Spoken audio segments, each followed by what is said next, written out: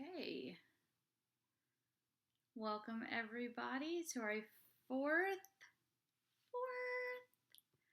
Cars Live Workshop.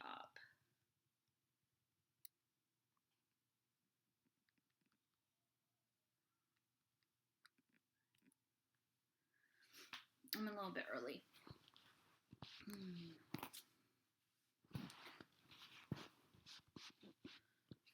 So, I cannot get the camera right. I am so sorry, guys. I am trying to get it right. And I'm sure I'm driving y'all nuts. So for everybody that watches this recorded, we do a live Cars Workshop on Wednesday nights and on Sunday nights at 9 p.m. Eastern Standard Time. We would love to have you join and be able to answer questions and do it along with us live. But if you are watching it recorded, thank you for watching. Thank you for supporting my channel. Bless her health. And thank you for coming. And I hope this helps. And if there's any critiques or any way you want me to change it or anything that you think would make it better, comment below. Let me know. I love to hear from you. So, and we have a big announcement today, which I'm very excited about. So I'm ready.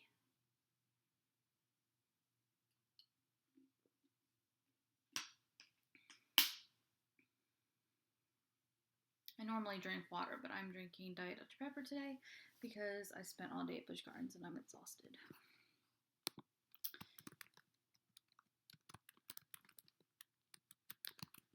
Alrighty.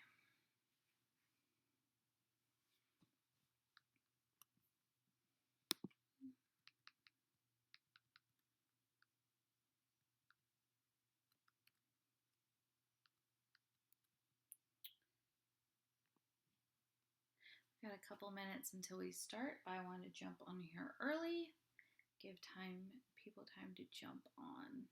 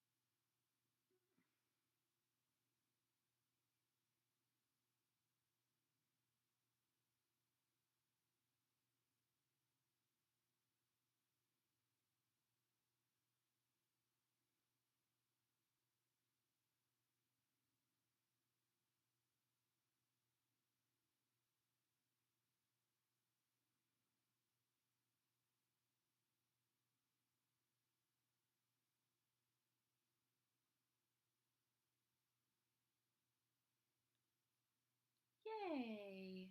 Got some people filing in. Welcome!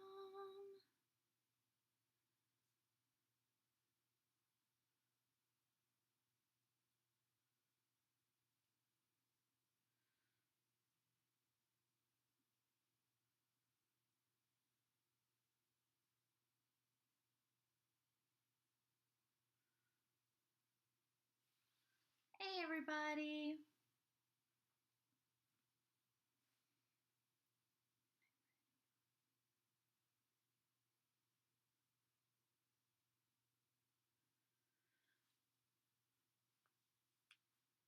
Everybody's coming in. Just going to answer this email real quick and then we will get started.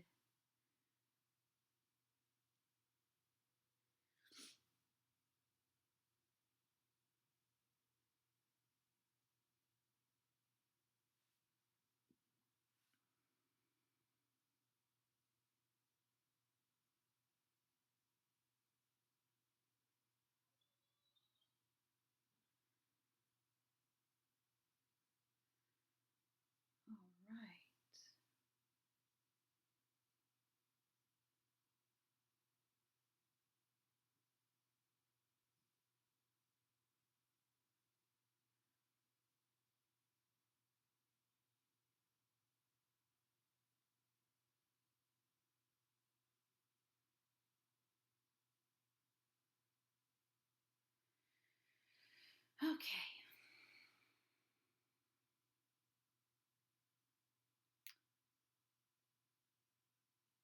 All right, sorry about that. Just need to answer a quick email. Hey, everybody. I'm so excited to be doing our 4th Cars Workshop. And it's just as fun every time.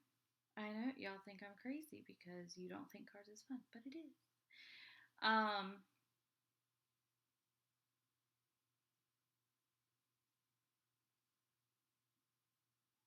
Yay. Okay.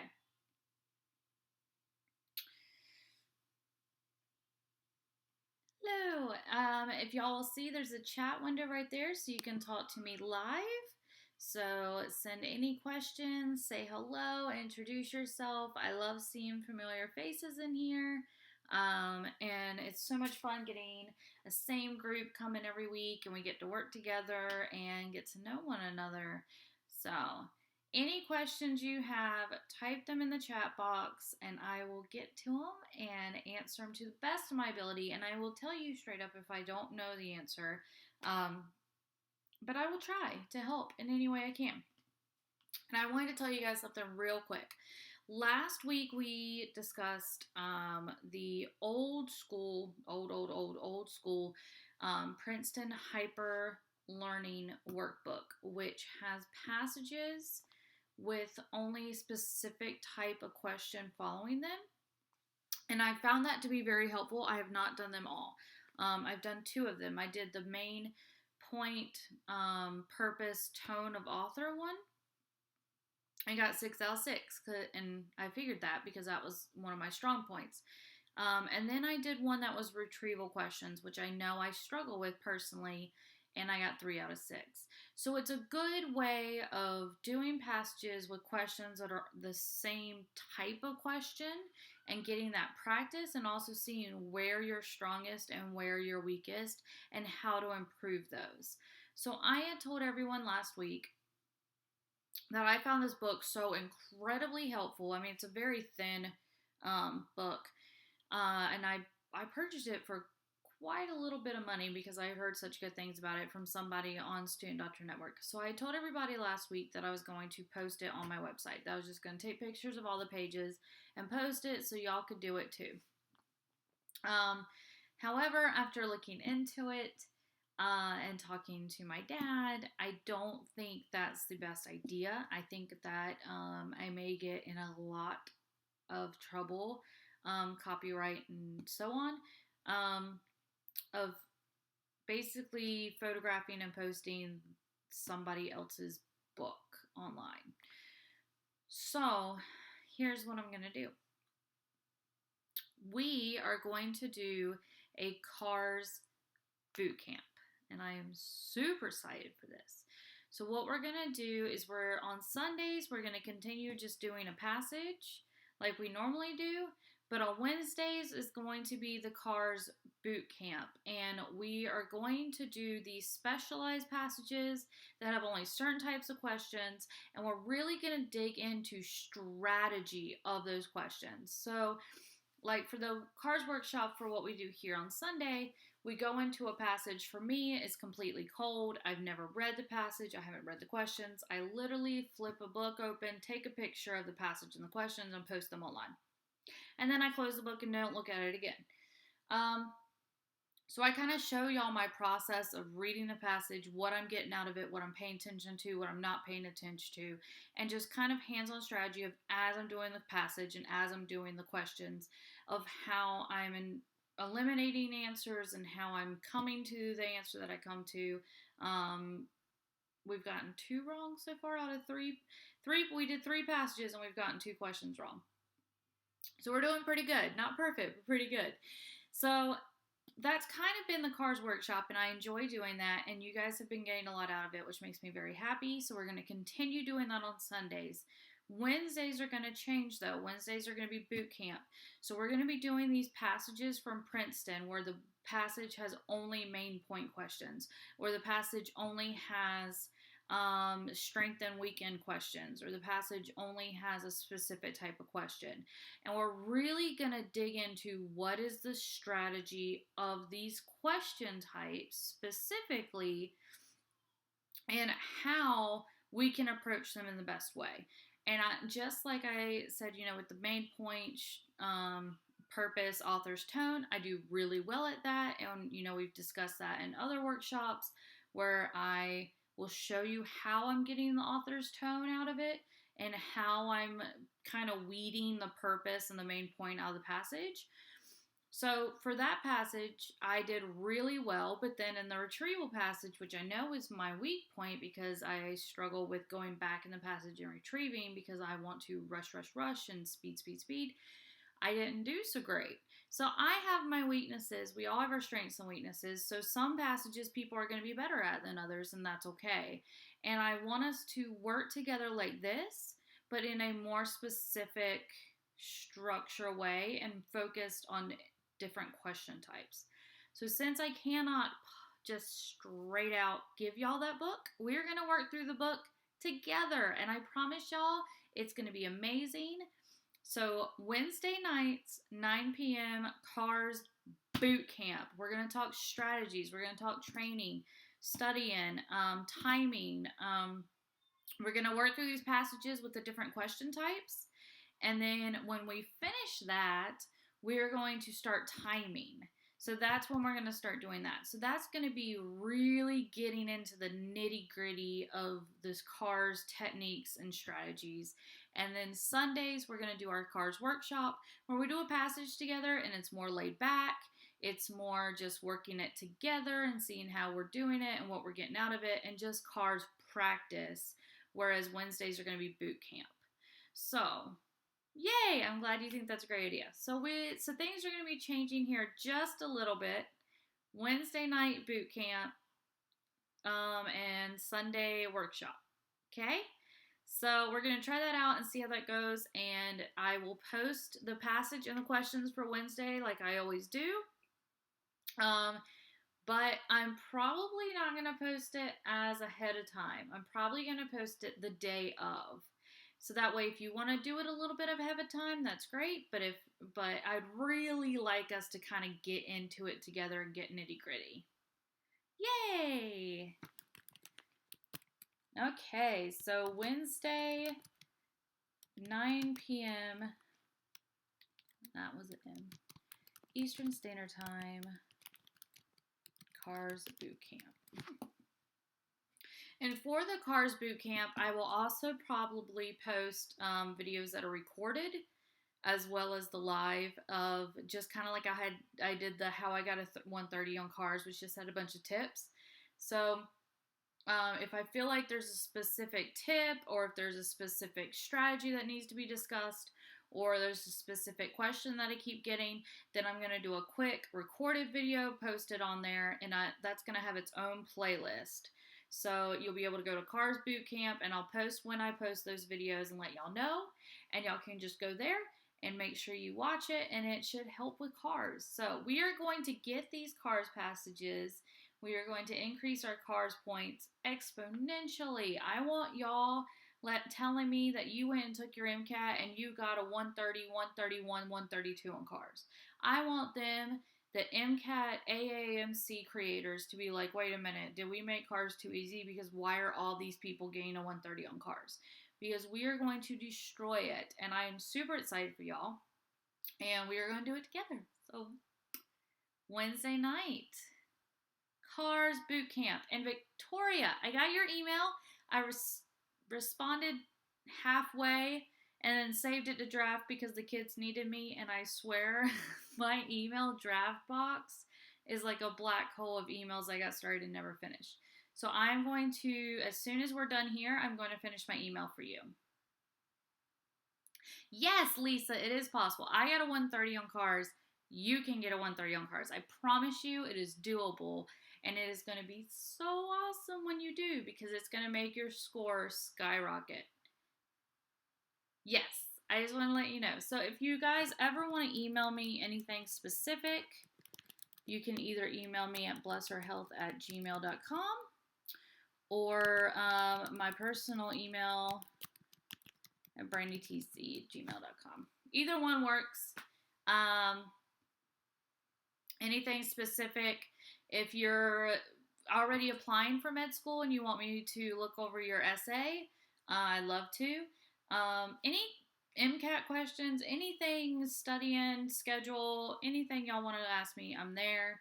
I'm here to help y'all. We are a pre-med family. We need to stick together and help each other. And for a very, very long time, pre-meds looked at it as competitive. We have to be competitive with each other. There's only so many slots for med school, so we all have to compete and get a better score and better GPA and better extracurriculars.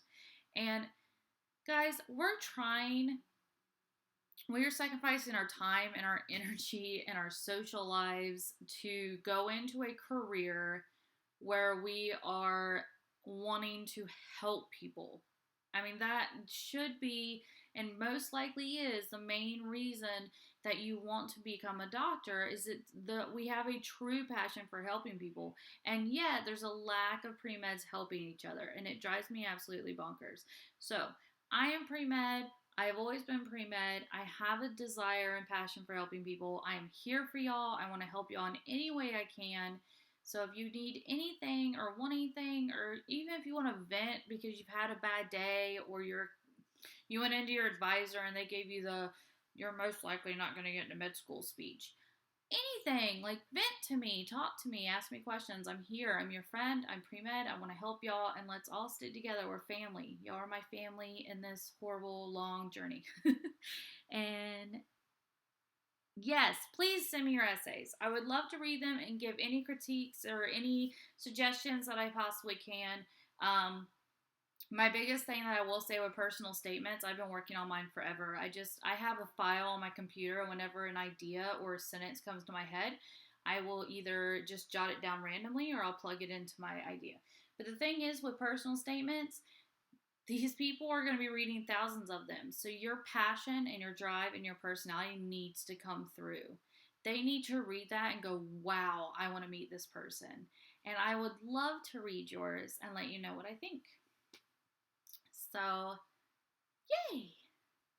I explained the cars boot camp and then went off on a little bit of a tangent about pre-meds helping each other. Sorry, I am bad about tangents. So, Cars Workshop. Let's see if we can do this video in less than 2 hours. We hopefully can. If you guys have the passage, we are doing another next steps. I have been the last 3 passages, this is our 3rd one from this book out of 4 things. We did McGraw-Hill the first time, and they kind of made me mad. Kaplan doesn't have any in their books. I think they have some online, so I can look into that. Someone asked me on YouTube if I've done Khan Academy passages. I have not. If y'all have done Khan Academy and you recommend it, let me know, and we can do one of those. I like to physically have it in hand. I am a paper and pen and pencil and highlighter girl. I'm not a fan of the computer format. It is what it is. So, if y'all have a certain passage that you want to try, Kaplan, exam crackers, I will get them, find them. The Anoxology, however you pronounce it. I tried to get their cars books. It's not available right now. So I contacted them and we'll see about that. But this is just the easiest because I have this book of 108 passages, which would take us forever. And they're coming out with a new book, which should be different passages. So it's just, I don't know. This is what we've been doing. But if y'all want to switch it up and do Kaplan, exam crackers, Khan Academy next time, just let me know. For the MCAT boot camp, we will be doing starting off with the Princeton hyper learning with the specific question type passages. How do I adapt? Do on the computer? Victoria, I got that question from a guy named Kevin the other day. So I do have a little bit of an issue switching over to computer, mainly for the fact that I like to highlight. I am a highlighter. And the computer does allow you to highlight if you. So when you're doing it on the actual MCAT and you can click a sentence or word and you can hit highlight. To me, it's frustrating though to click highlight it. It's just it can get aggravating. Um, Yeah, so I prefer paper and pencil. So what I do, you do get scrap paper and you do get a pencil on the MCAT. So when I get closer to my test date, my test is in January, so in December. If I was still doing the September 10th, I'd be doing it now. I wean off the highlighter because it's an addiction, y'all. So I get rid of the highlighter. I get a scrap piece of paper. I use my pencil and my scrap piece of paper, and I write down anything. This is gonna sound crazy. Get used to using a mouse with your left hand. It's gonna sound weird, but when you're doing the test, it's really helpful to be able to scroll and click and do all that with the left hand while taking notes with your right hand. So it helps you to multitask because I'm a right-hander that does everything with my right hand. So when using a computer, use a mouse, use your left hand, then you get scrap paper and pen. So I switch over to scrap paper and pen when I'm practicing for the actual test. I kind of gradually switch systems. I still read it the same. I still do my questions the same. I mark out answers when I eliminate them on paper. On the computer, you can mark out answers. I always do that so that if I mark a question, I ever come back to it, I have my answers. I have my answers marked out. And I know that those are marked out and I don't need to waste time with them. So I still mark out my answers. I still do everything. I just highlight less and do more writing. And I kind of practice that beforehand just to kind of switch over. It does highlight. It's just very, yeah, you have to select it and then click, and it can get aggravating and it slows me down. Yeah, you do. You have to click the stupid highlighter icon. It's really aggravating to me. And it slows me down and it frustrates me. And on test day, you don't need anything to frustrate you. You don't need anything slowing you down. So I just eliminate the highlighter altogether. And what I do is I will label before I get to the passage. I will label one, I'll count the paragraphs 1, 2, 3, 4, 5. And I will write on my piece of paper 1, 2, 3, 4, 5. And I write on one if a person's name. Or I write, like what I would highlight is the name, the dates, da da da da da da. I write that on my piece of paper. 1935, Bob. And then main point and stuff like that. Main point I don't have to write out so much now that I can kind of think about it. But I will, anything that I would normally highlight, I will write down. And I don't highlight as much as you would think. But I'd get rid of the highlighter. That's the only thing I change. Just because it's so frustrating to me. I'm not a very technology person. I don't like computers. I'd rather pencil and pen all day long. So I just eliminate the highlighter. You need to do it on paper and pen and then do it on the computer and see what doesn't translate well.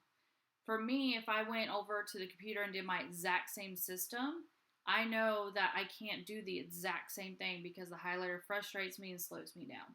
So if I can't get better at that doing on the computer, then I just eliminate it altogether. Because I have a lot more CARS resources on paper than I do on the computer, so I don't have enough, I feel like, to practice it and get highlighting down. So it's better to just eliminate it.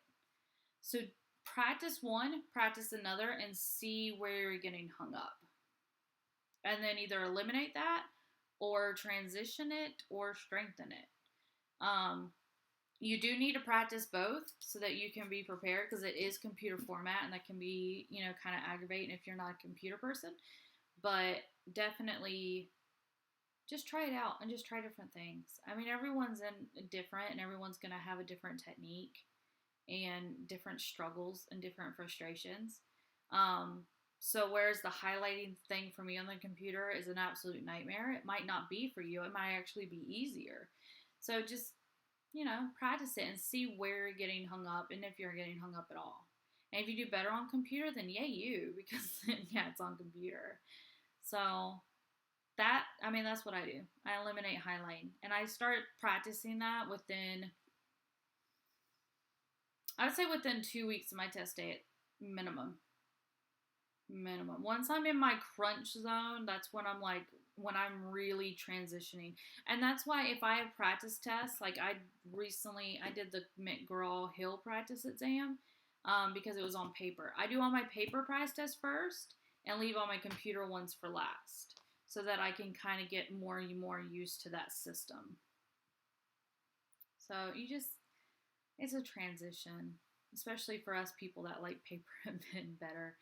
But if you can get the question styles and the answer styles and the passage down, those little things like highlighting is really not going to make a world of difference. It's not going to make a 125 to a 128 difference. So, first is getting this down. And then switching to computer. So, if y'all like the next steps, we'll keep doing the next steps. If you want to do Kaplan, Con, anybody else, let me know and we will start mixing it up, whatever y'all like best. Does everybody have their passage for today? Passage. I'm really hoping this is better than our last one because that guy was really annoying. The author was very snotty and it drove me nuts.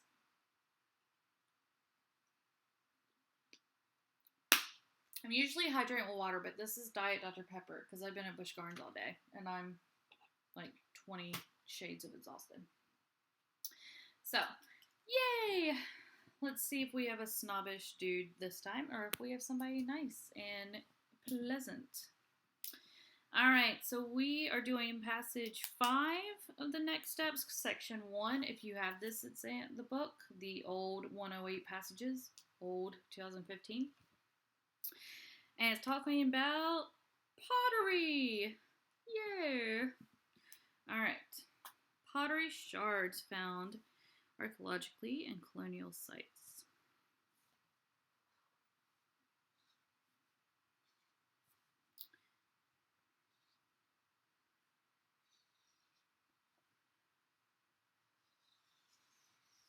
All right.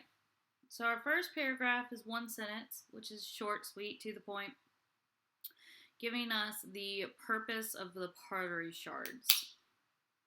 So what do we notice in this? We notice we got pottery, we got archaeologically.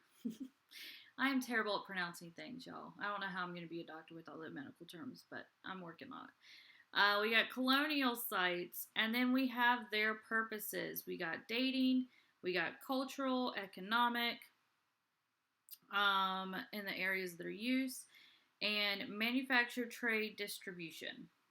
So we got a lot of keywords in here. So we know we're talking about pottery. We know we're talking about colonial sites. We know we're talking about archaeology. What I'm wondering is, are we going to talk about dating? Are we going to talk about cultural economics? Or are we going to talk about manufacture, trade, distribution? Because this passage is not long enough to talk about all of those. So it's going to pick a purpose. It's telling us that pottery shards have 15 purposes. So I want to know, which one are we discussing today? Okay? It's just opening it up. It's letting us know. Here's what I want y'all to pay attention to with this sentence. We are given 1, 2, 3 purposes. Okay? Like I said, we're probably going to discuss one. What do you think the odds are that we're going to get a question on this passage where it uses one of these purposes as an answer choice, but it doesn't discuss it in the passage? Y'all know what I mean?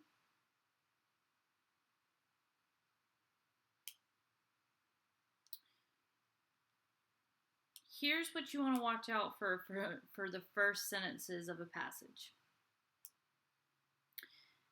I don't know if y'all notice this, but it's a pattern. The MCAT passage will mention something in the first paragraph, usually in the first sentence. I mean, right around the first sentence. And then you will not see it again. And then all of a sudden you'll get a question referencing it. Here's an example. So the passage we did Wednesday. Yep. The passage we did Wednesday. Do you remember how we talked about media sources? About how there's no logic in media sources and they draw the wrong conclusions in society and media and politics. And then we had a question about people who follow politics and media. Even though politics and media were not discussed in the rest of the passage, there was a question about it, and it was only just mentioned in the first paragraph. Yeah. So they will do that. They will just mention something in the first paragraph, and then they'll ask you a question and put it in there as a trick. Because you see it, you think, well, we've written papers for school. We've read papers for school. The first paragraph is the intro. That's the most important stuff. It's going to tell you what the passage is going to talk about. It's important. And so we drill into our head that this is important. Or your memory, you remember reading date the sites. So you remember that was in there somewhere. And so it looks like a good answer choice because it has date the sites, even if the passage doesn't discuss date the sites. So that's kind of a trick and a trap that they will do, is they will mention something in the first paragraph that you won't see again. And then they'll have an answer choice about it. I can point it out in almost every passage you do. It's going to be somewhere. So just be very careful about that. Be careful that if it's something that is mentioned once in a passage and not throughout, it's not the main point. It's not the main focus. So it's a detail. Don't let answer choices trick you because they mention something. And I don't know that this passage does, but I bet you when we get to the questions, there's going to be something in there about that first sentence, about the purposes. So just be careful about these trick answers that mention something that sounds really good because it was in the first paragraph of the passage, but not the rest of it. So I'm just pointing that out, and we'll see what happens. It might discuss all three, Victoria. I don't know. I don't know. There's 5 paragraphs, and I feel like manufacture, trade, distribution, economic, cultural, and dating the sites would be a lot to cover in this, but it might. So, second paragraph, satisfying instances of these uses were revealed in the discovery in 1935. Wow, I kind of pulled that year out of the air when we were joking about highlighting. So, satisfying instances of these uses were revealed with the discovery of 2 distinct but unidentified pottery types. This was in the National Park Service, Jamestown, Virginia, and later elsewhere, the eastern seaboard. One type was an elaborate, the other was a coarse.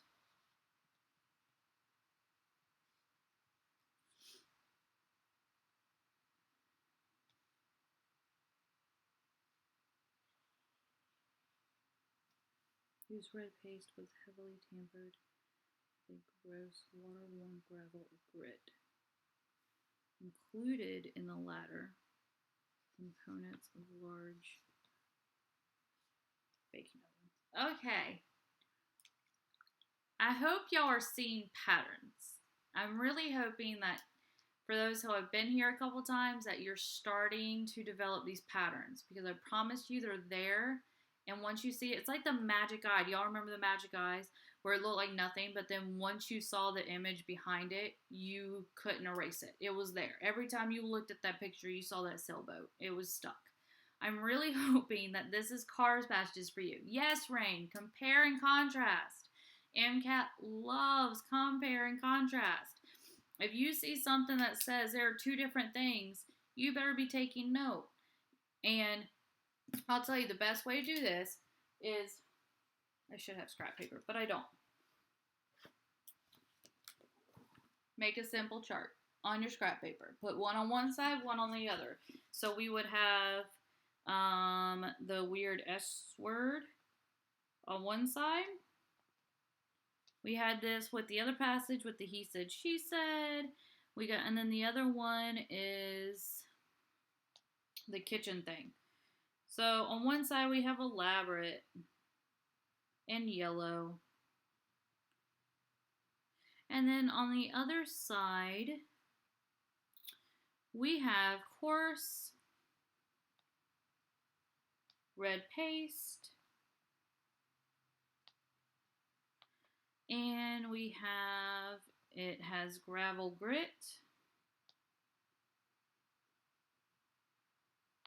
So we're getting a lot more details with the second one, which is water worn.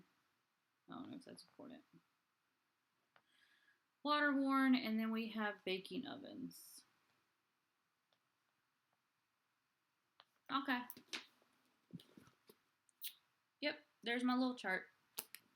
That took what? 20 seconds maybe? Yes. You MCAT passages, every time, compare and contrast. They love contrast. They love to ask you questions about it. It's confusing. There's two different things. They're going to be talked about randomly in the passage, and you got to remember which is which and what is what. And in your head, you've got biochemistry pathways and physics formulas and constants, and you've got the whole human anatomy, and you got all this information in your brain of science that you're holding in there for dear life for these science passages, and then they give you a passage talking about two different types of pottery that they found in the colonial areas. And your brain is already on overload. And then they ask you a question about the red paste one, and you're like, which one has the red paste? I don't remember which one had the red paste.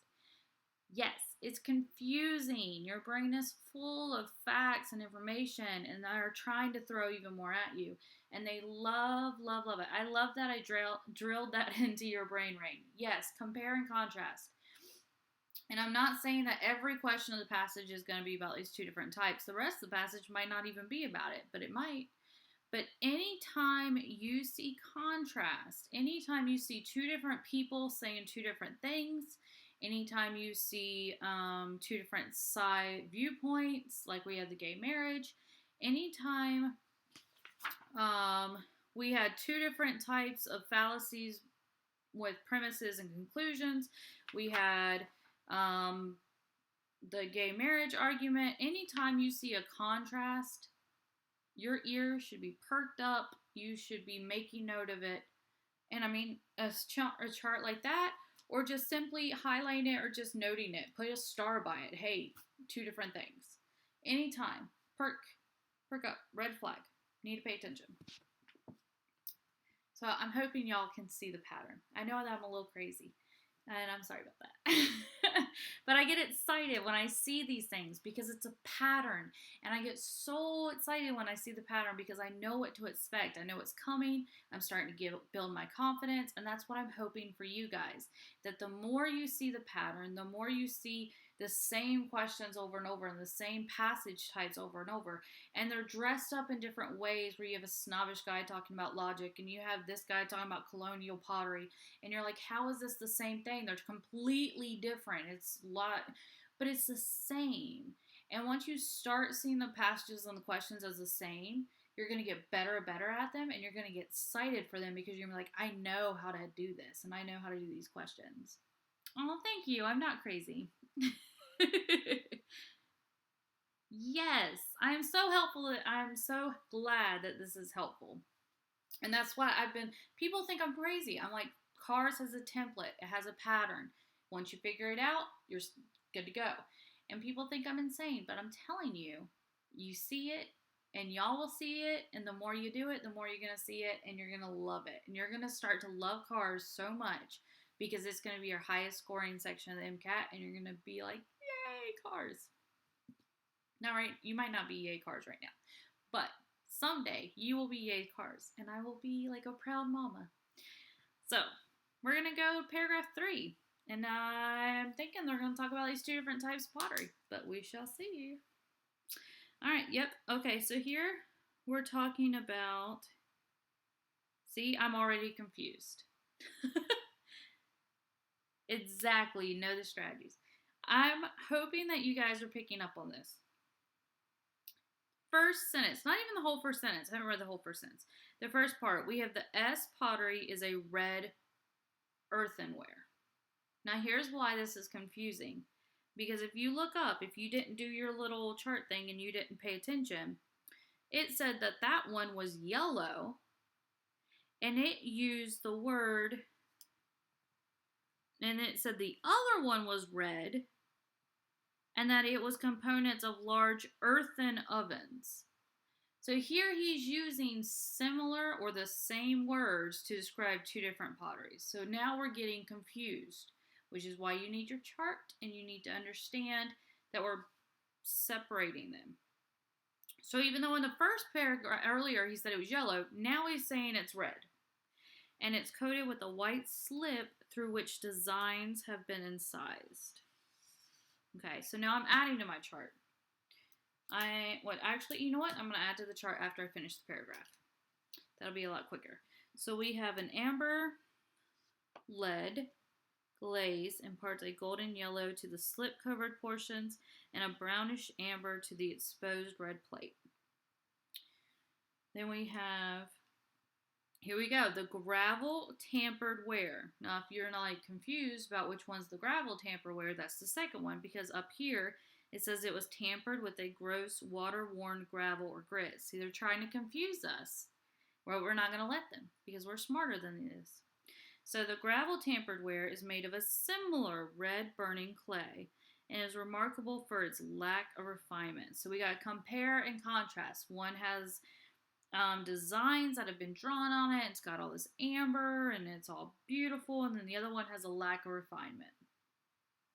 It's got a pubbly texture for protruding bits of gravel and for the crude and careless manner in which the heavy amber glaze was applied to the interior surfaces. So it also has an amber glaze, but it has it heavy and it's in a crude and careless manner. Once seen, it is instantly recognizable and entirely distinct from other known types. Remember, in the second paragraph, he says two distinct but unidentified pottery. So this is saying we got unidentified pottery, which is these two, and that this second one is instantly recognizable and entirely distinct from other known types of English or continental pottery. A complete oven now restored at Jamestown is of a similar paste and quality of temper. It has a roughly roughly oval beehive shape with a trapezoidal framed opening in which a pottery door fits snugly. Okay. Who was confused after reading that paragraph?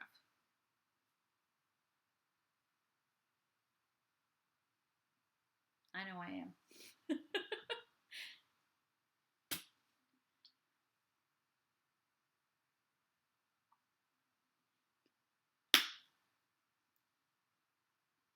That was a lot of information in one paragraph.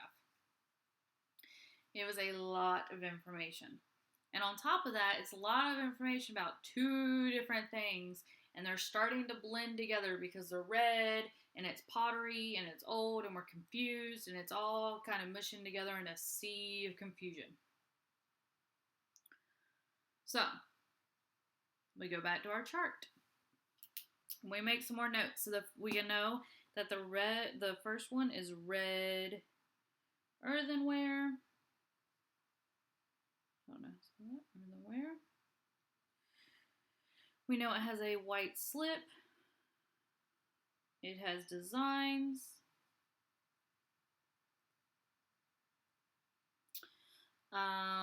It has an amber glaze. It had golden yellow.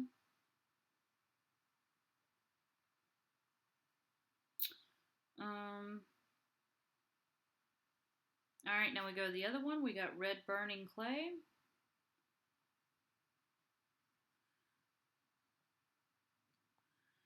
We have lack of refinement.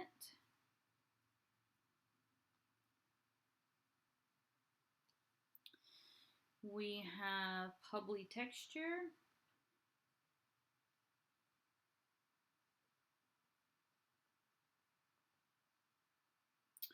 And we have crude and careless manner.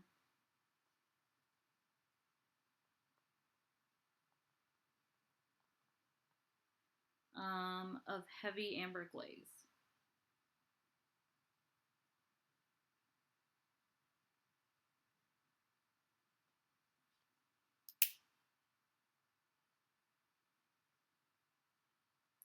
We also have,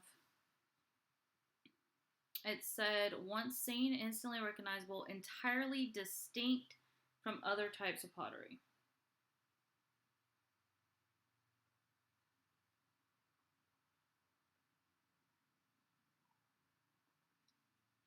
Okay. Yes.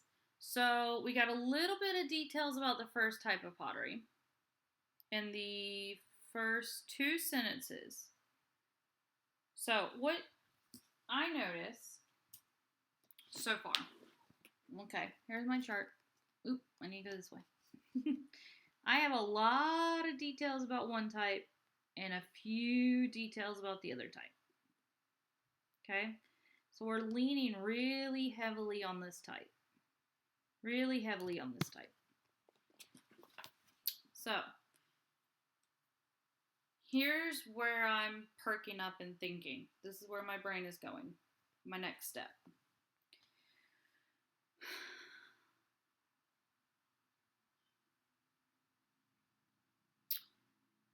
We've talked a little bit about a very elaborate, detailed, designed, beautiful pottery. A little bit. And then we've talked a lot about this crude pottery that's careless and gritty and has a weird texture, and there's not a lot of time and detail and effort put into this second type. And it's used for baking ovens. So I'm thinking this is, okay, so we have a very pretty, refined pottery that's more pretty. And then we have a crude, quicker to make, not as effortful, that's more functional because it was used for baking ovens. We know that from the second paragraph. Its components of baking ovens. Then we have a complete oven now restored at Jamestown. Is a similar paste and quality of tempers. So we know that this was made and used. It was functional. It's ovens. Here's the other thing. Instantly recognizable and entirely distinct from other known types of English or continental pottery. Okay?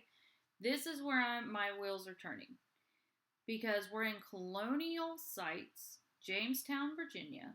We have a pottery that's crude, it's not refined, it's not gorgeous or elegant, and it's found in this area, and it's completely distinct from English pottery. Okay, so what we know about colonial? A bunch of people from England came over this new country and developed their own country.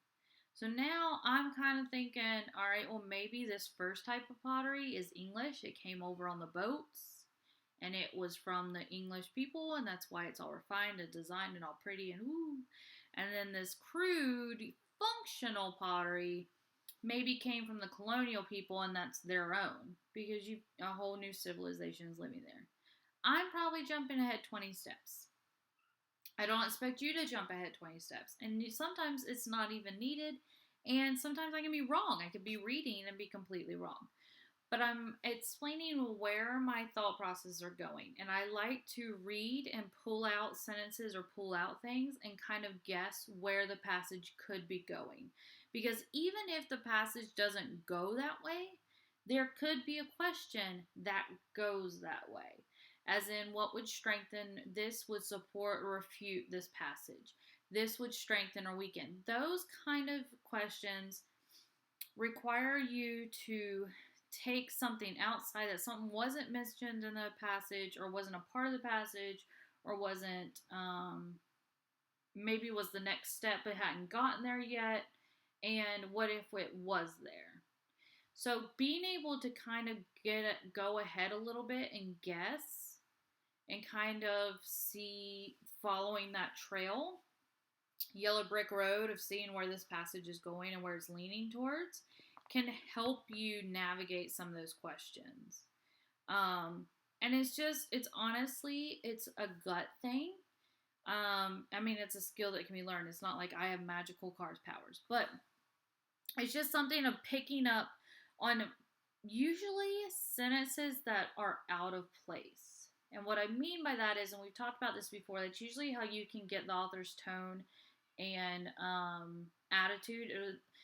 Any question that seems different from the other questions. Have you guys ever played that game where you had two pictures side to side and you had to guess what was different between the two pictures? And one was the girl had less polka dots on her shirt, or there was something in the background that wasn't there.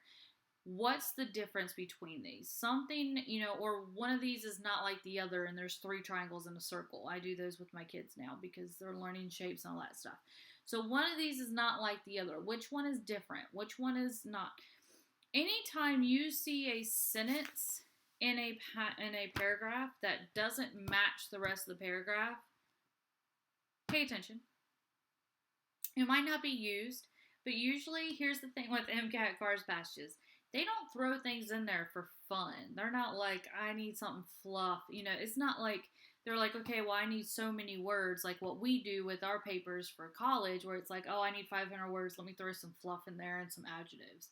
If there's a sentence in there, it's meant to be in there, and there's a reason it's in there. So when you see a sentence, when you see a sentence that doesn't match the rest of the paragraph, pay attention, because it has a purpose and it's going to be in the questions. You don't need to be thinking what are the questions going to be ahead of time. Conquer the questions when you get there. But anything that stands out from the passage, you should note, because most likely that's going to be a part of a question.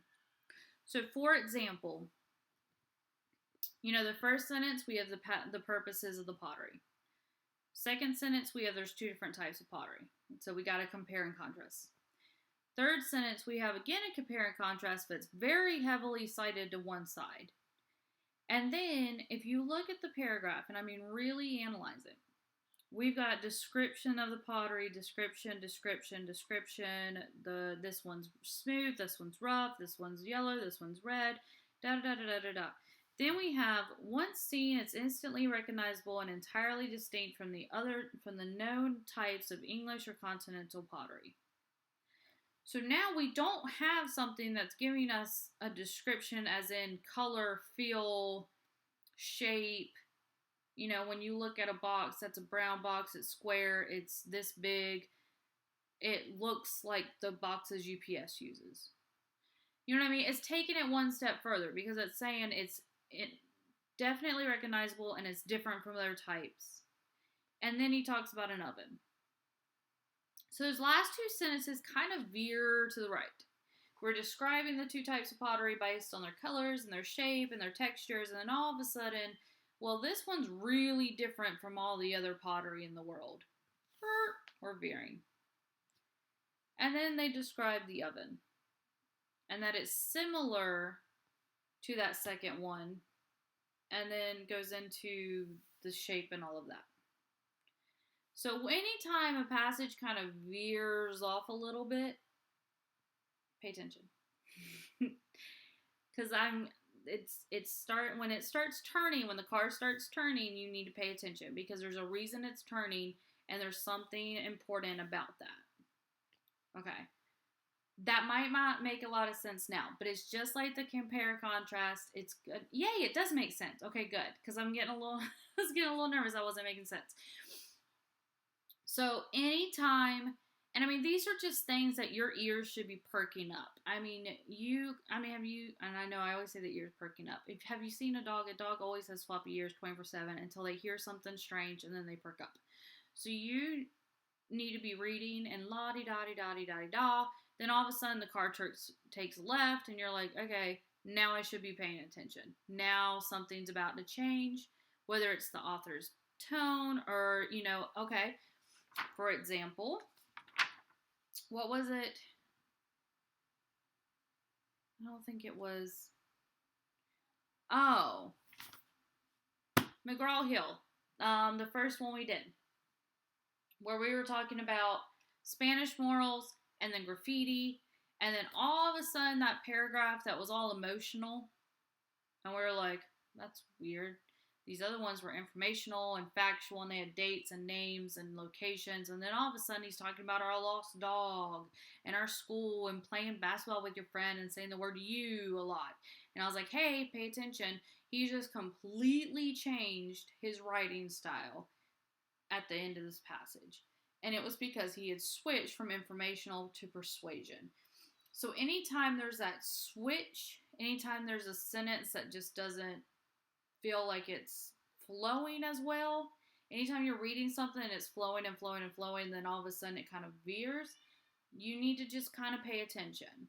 And that may come into the questions. It may change the course of the passage, but there's something going on that's making it change, because they're not just going to put a sentence in there that doesn't flow for no reason.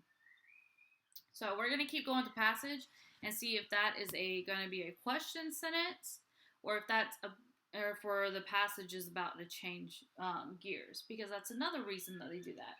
Just like the informational to persuasion, it's going to change gears. So let's see what it does. All right, so following the initial discoveries at Jamestown, there were considerable speculation about these two types. Worth Bailey. Okay, so now we're talking about a person.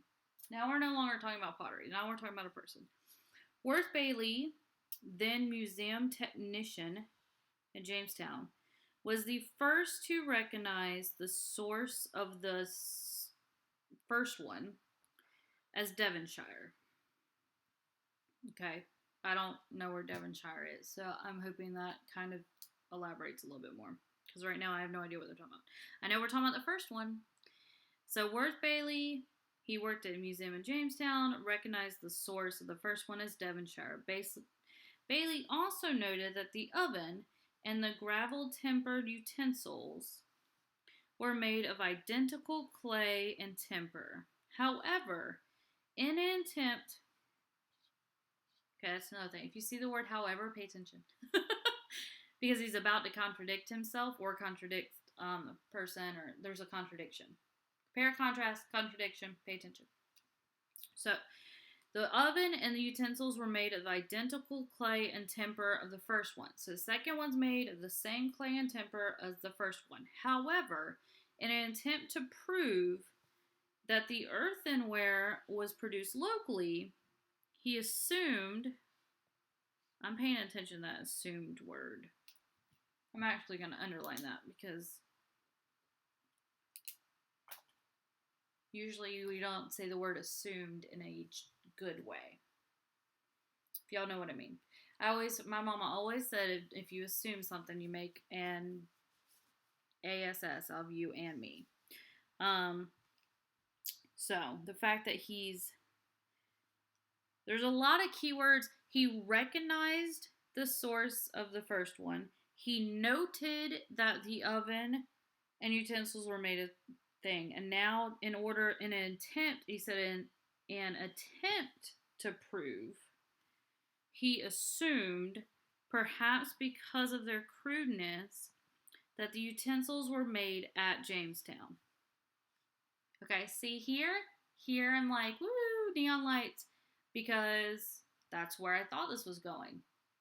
Okay, and I made the same assumption because of what they were saying.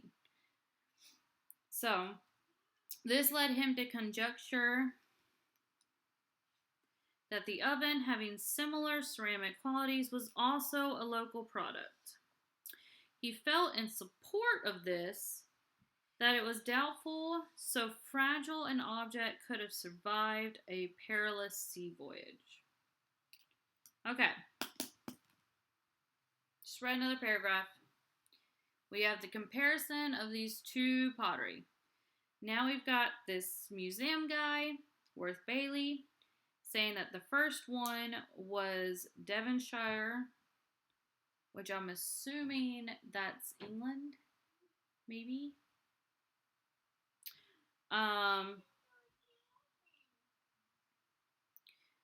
And then he noted that they were the first and the second one were made of identical clay and timber. And then in an attempt to prove that the earthenware was produced locally, he assumed that because of the crudeness that it was utensils were made at Jamestown, and that this led him to conjecture that the oven was also a local product. His support of this was that an object could have so fragile an object could not have survived. Okay. So we've got this one guy saying one is from England, pottery, the other one is local. And we've got a lot of words of recognize, noted, attempt to prove, assumed, conjecture. So, kind of him saying, I'm a museum technician at Jamestown. I know what I'm talking about. So here's what I'm saying. Here's what I'm noticing. One, we still have compare and contrast. He's saying one's England, one's local. Two, he's not using a lot of evidence to support his claim. And the author is understanding this. The author is very clearly showing that he doesn't have a lot of evidence. Because the author is saying that he's attempting to prove, he assumed, he said perhaps because of their crudeness. So he doesn't truly understand why he's assuming this. The author isn't quite clear on that because he's saying perhaps because of their crudeness, he thinks they're local. Maybe that's what he's thinking. So the author's not in a lot of support of what he's saying because he doesn't even understand where he's coming from when he's saying it. Excuse my kids for saying mommy 5,000 times outside the door. They don't like me being away from them. So what I'm getting from this is we have this guy saying one is from England, one is local. He doesn't have a lot of evidence for why he's saying that. He's assuming it. In support, he's saying, well, it probably couldn't have survived a journey. The author doesn't seem to be in support of this because he says he doesn't even know why he's making that assumption. He's guessing, perhaps because of the crudeness. Are y'all getting the same kind of vibe from that paragraph? That the author is not quite on board with this guy?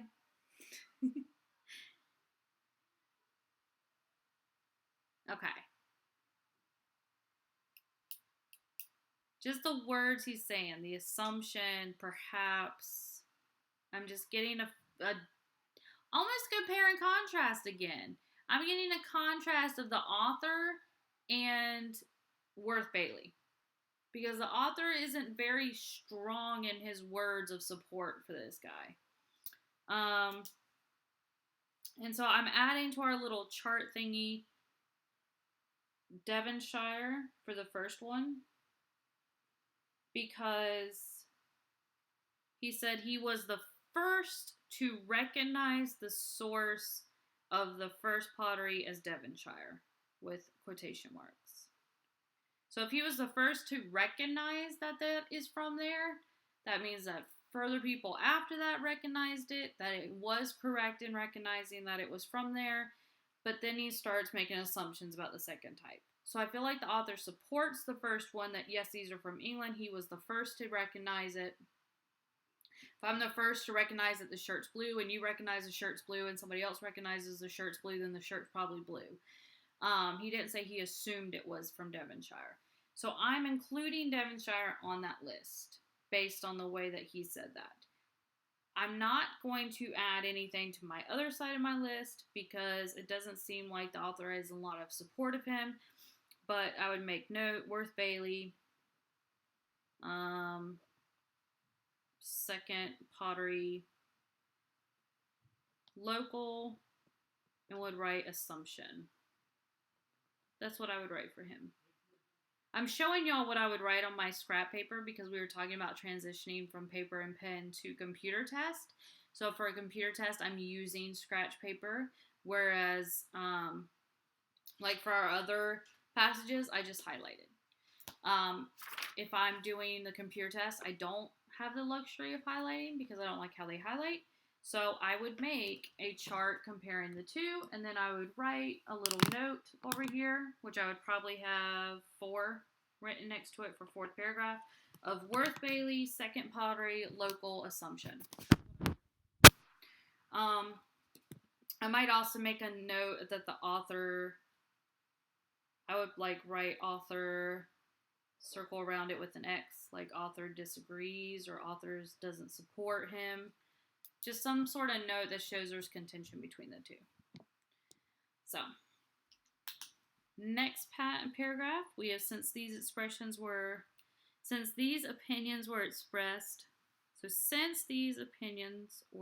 expressed, much further archaeological work has revealed widespread distribution of the two types. Bailey himself noted that a pottery oven is intact and in place in the John Brown house in Flushing, Long Island. A fragment of another pottery barn recently has been identified among the artifacts excavated by Sidney Strickland from the site of the John Howland House near Plymouth, Massachusetts. And gravel-templed utensil shards have been occupied in many sites. The first type of pottery has been unearthed in Virginia, Maryland, Massachusetts. Okay. That paragraph gave us a lot of names and places, but not a lot of information.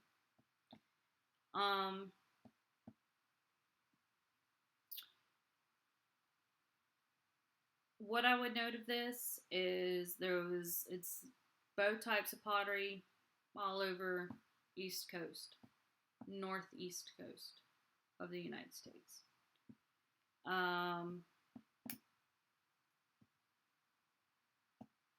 what I would note of that paragraph. I don't feel like we got a lot of that.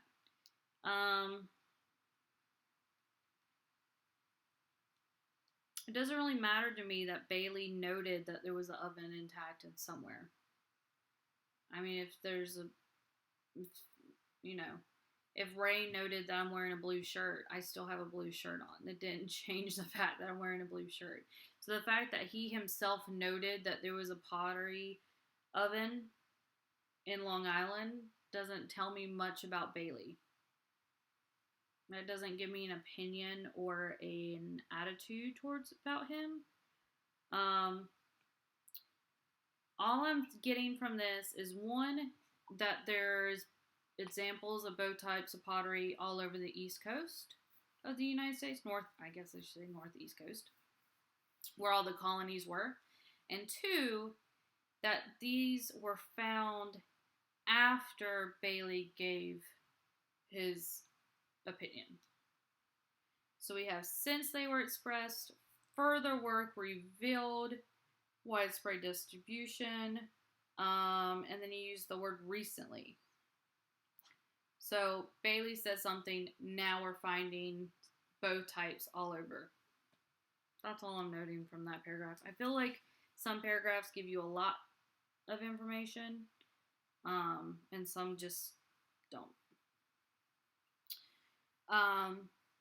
Like I said, to note sentences that stand out, there's going to be paragraphs where there's just nothing that stands out from it. There's nothing odd or out of place or very strong opinion or information that you're going to need later. They're just going to give some minor details. there's not going to be a big aha moment in every paragraph, and that's okay. There shouldn't be. If there was that many aha moments, we would be so confused. So it's good that there's just a couple. The first paragraph, the purposes, not a lot of aha. The second paragraph, that's a compare contrast. You should pay attention to that.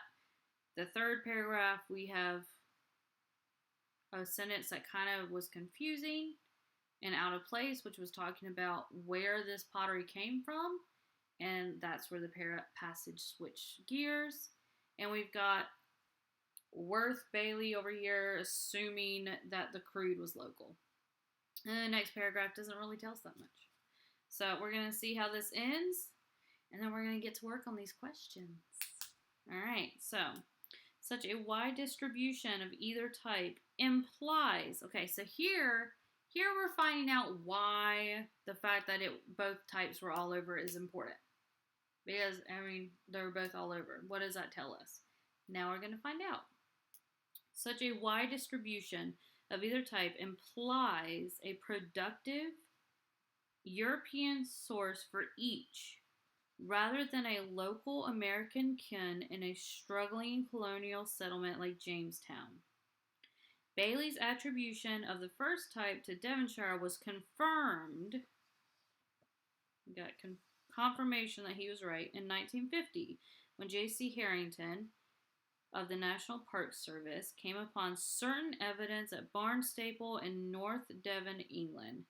This evidence was found in the form of shards. It's exhibited in the display window of C.H. Branham's Barnstaple pottery that were uncovered during excavation work on the premises. These are unmistakably related in technique and design to the American samples. A label under a fragment of a large deep dish in the display is inscribed, piece of dish found inside a pottery. There's that S word, 1670.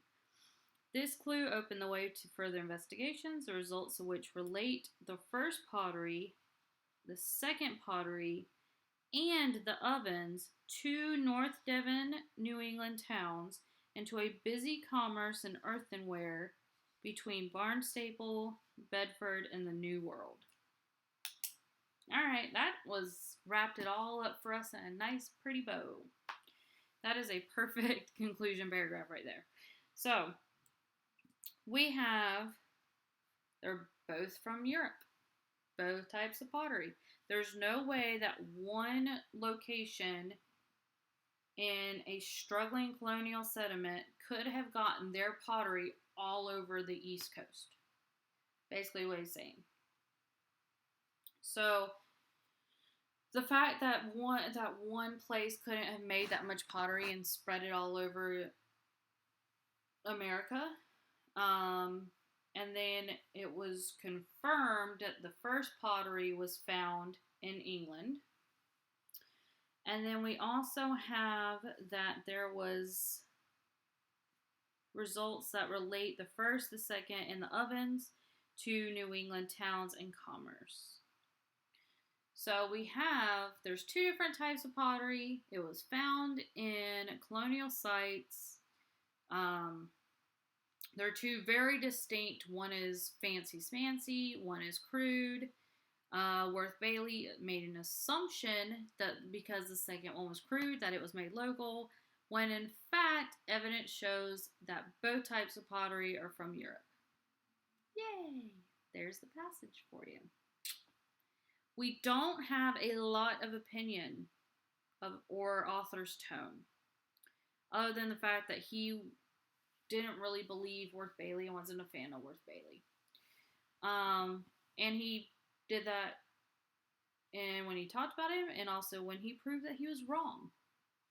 So this is more of there wasn't a persuasion. They're not trying to sell us on something. They're not trying to change our opinion about something. This is more informational. There's two types of pottery. They kind of threw a twist in there of, could the second one be local? This guy thinks it is. What do could it be? No, they're both European. So it was a little bit of a detour. Livened it up a little bit. but very informational. We've got a lot of names, we got a lot of locations, we've got dates, we've got descriptions of the two different types of pottery. So just not very opinionated, very just, I would say informational, but not a dry informational like a textbook. Just, here's two different types of pottery. They're both from Europe. And we found them in the New World. The end. Did y'all notice anything else from the passage that you want to make note of before we hit the questions?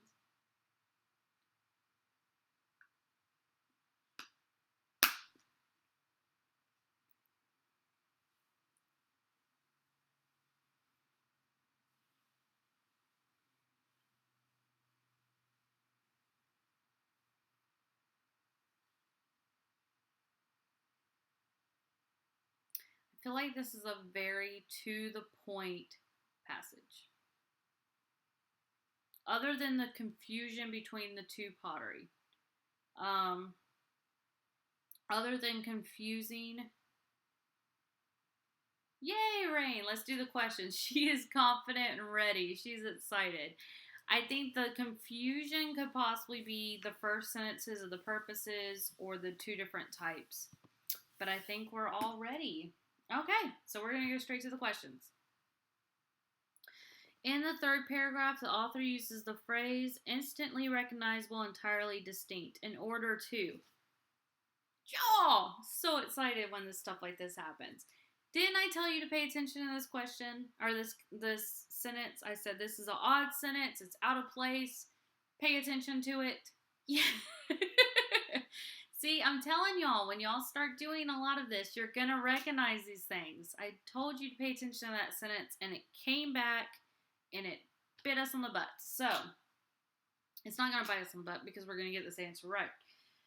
So, in the third paragraph, he uses the phrase instantly recognizable and entirely distinct in order to. So, what was the purpose of him saying that? The purpose, and I'm going to say what we were talking about before looking at the answers, which I don't typically do that. I typically look at the answers first, but I'm going to kind of change my way. We talked about how the purpose was to show that the second one was very different from anything that they had found in Europe because they hadn't found this one little piece in this one little pottery place. That this second one was very different from anything they found in Europe, which opens to speculation that it could be local. Okay? So that's what we noted when we read it. Let's look at the answers and see what matches up with that. So, A, bolster a viewpoint about the links between pottery products found in areas distant from each other. B, highlight the superior nature of the particular types of pottery as compared with more average pottery. C, show how people of both historical and modern time periods appreciated the pottery. And D, explain why Worth Bailey was able to connect the pottery's origin with Devonshire before his contemporaries were able to do so. All right, so what are y'all thinking? 23.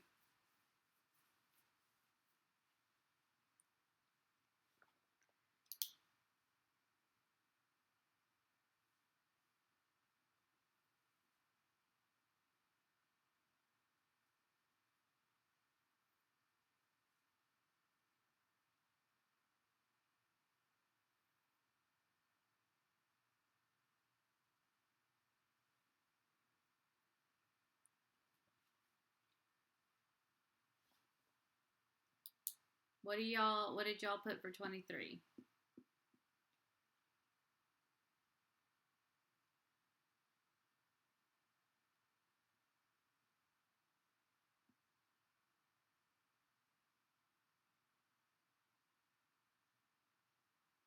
Oh, y'all have gone quiet on me. Don't go quiet on me. What are we thinking?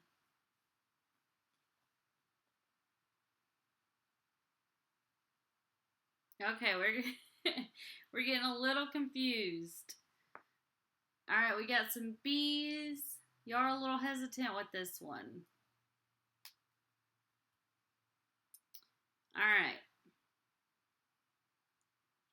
So let's talk about, we got a B question mark, B, B, C question mark. Okay, let's go ahead and eliminate what we know is not the answer. So we know D is not correct.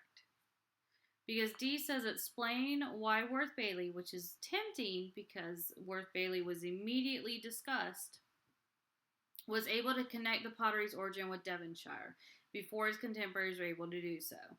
When he talked about the pottery being instantly recognizable and entirely distinct, he was talking about the second type, not the first. Here's where compare and contrast are important, noting which one was discussed where. So we know for a fact that D is out of the realm of possibility. C, show how people of both historical and modern times appreciate the poetry. I would eliminate C. The reasoning why, he's not talking about appreciating it, or he's not even talking about historical and modern periods or people. We don't know that the historical people appreciated pottery. We don't. I mean, there's not anything about appreciation. He's saying how different the second pottery is from all the other pottery in Europe and continental. And he's opening the door saying, hey, this second type is so different from anything we've ever seen anywhere else. Why is it different? Does that mean that it's local made?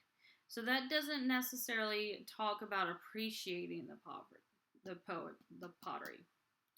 So we have A, bolster the viewpoint about links between pottery found in areas distinct from each other, or B, highlight the superior nature of particular types of pottery as compared with more average. I am going for A, and here's why. B, he never said that one was superior to the other.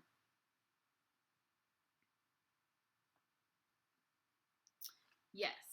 So he never said that the fancier one is more superior than the crude, other than using the words careless manner and lack of refinement. So that kind of does put somewhat of a superiority.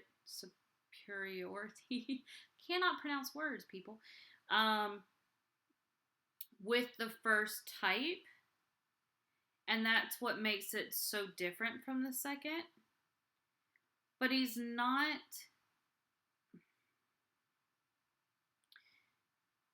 The way that answer is phrased is highlight the superior nature of particular types of pottery. But when he's talking about the instantly recognizable, entirely distinct, he's talking about the crude one. He's talking about the careless one. He's not highlighting its superior nature, so that's kind of backwards. And the fact is, he's not highlighting, hey, one's better than the other, let me tell you why it's better. He's showing us that there is a comparison between where they're located. So we're getting a viewpoint about the links between pottery and the areas in they're found. We found this pottery in the U.S. It's not anywhere else in England. Why is it not somewhere else in England? Is it that we just haven't found it in England? Or is it that it was created in the U.S.?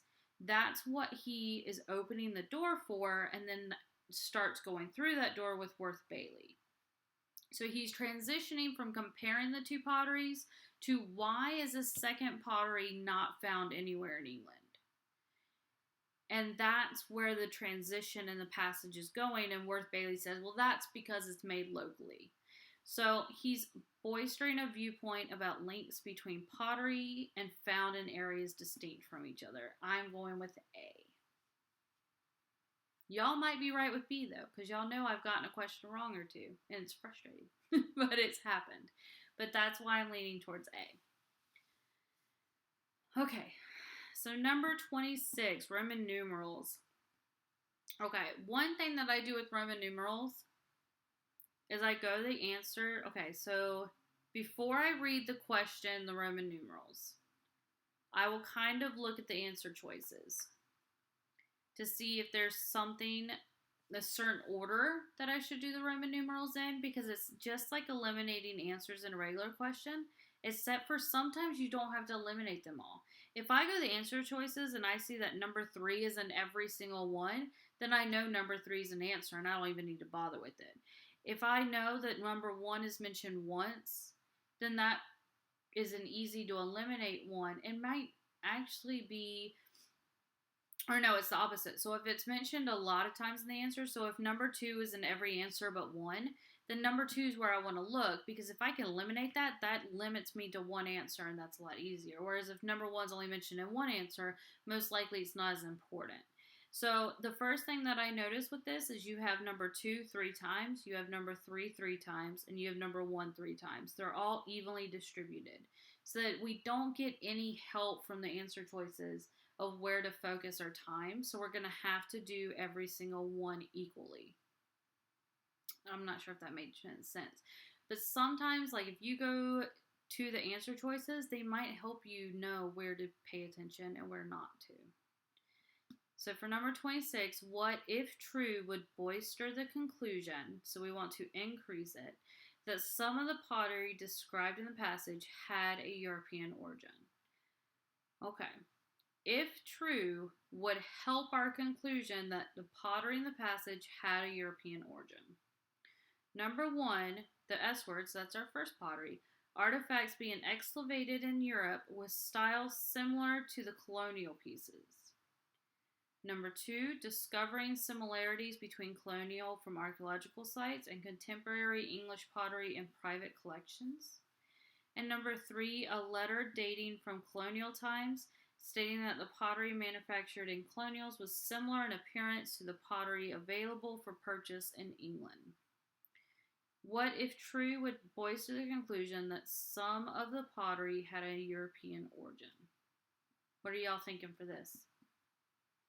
Artifacts being excavated with styles similar, similarities between pottery from archaeological sites and pottery in private collections in Europe, and a letter dating saying that the pottery manufactured is similar in appearance to pottery available for purchase in England.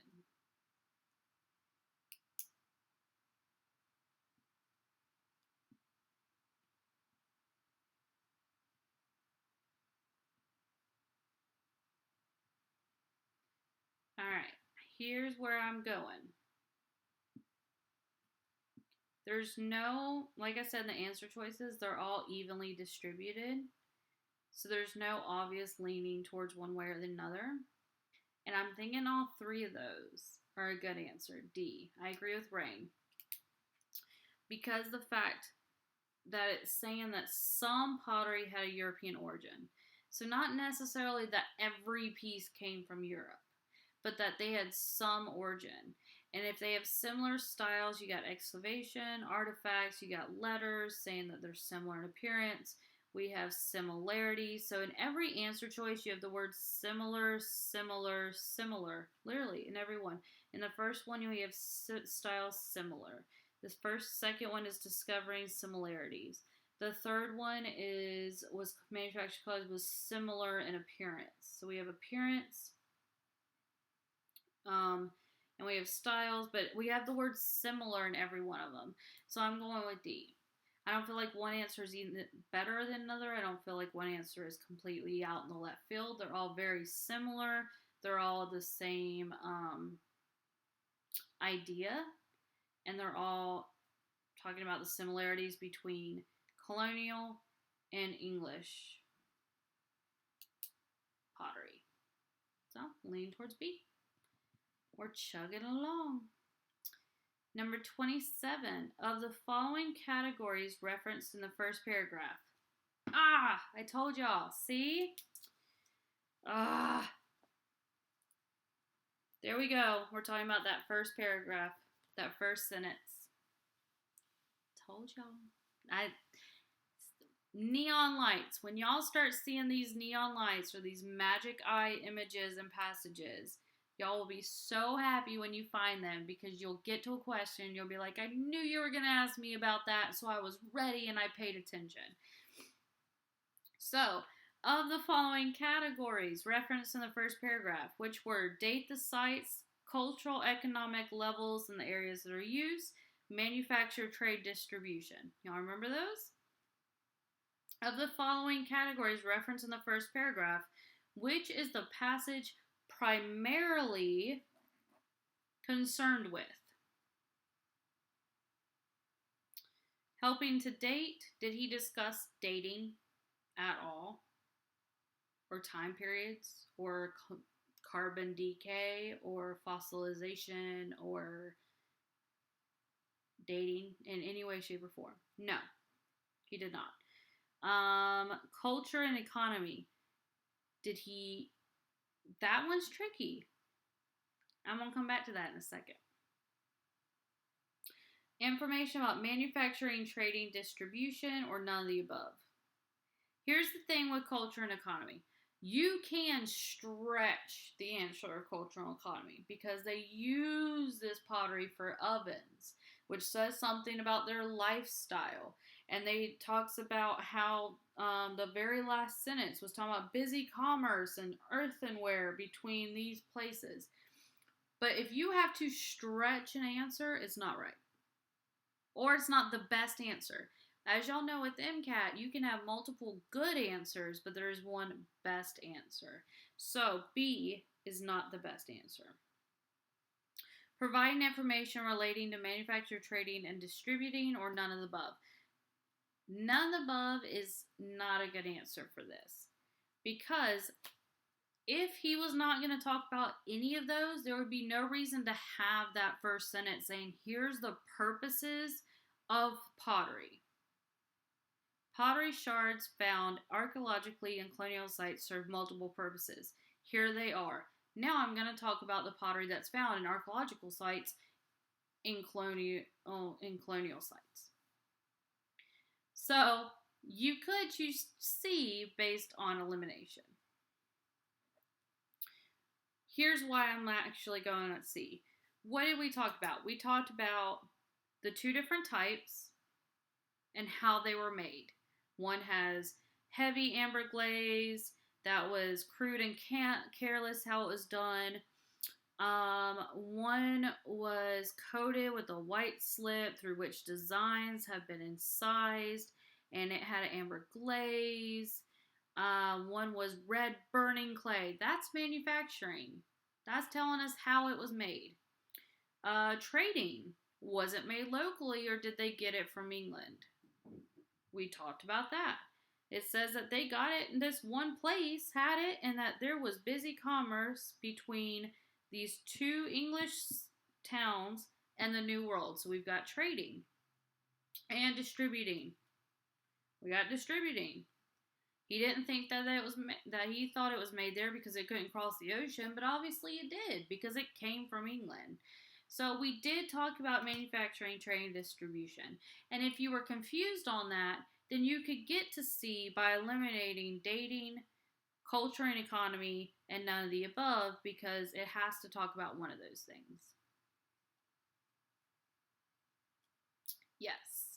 So with trading, it was either made in the New World or it was made in England. It was traded back and forth. If it was made in England and it got to the New World, it had to have gotten traded. So don't get worried about the answer, a particular word in the answer. We're asking which one it's primarily concerned with. And if it's even just manufacturing covers that. Yeah, it is tricky.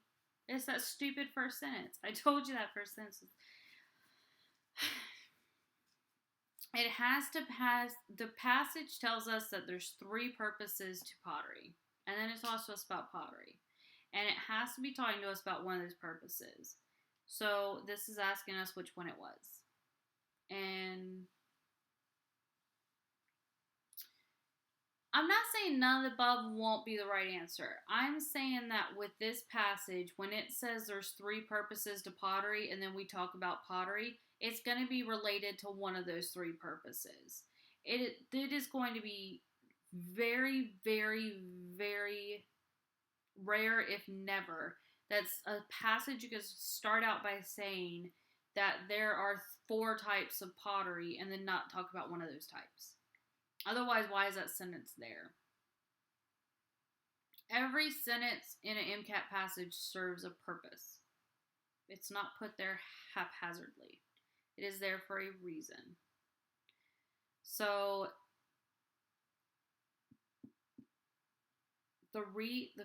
was saying that there's 3 purposes to pottery and then discussing the pottery, it has to have one of those purposes served.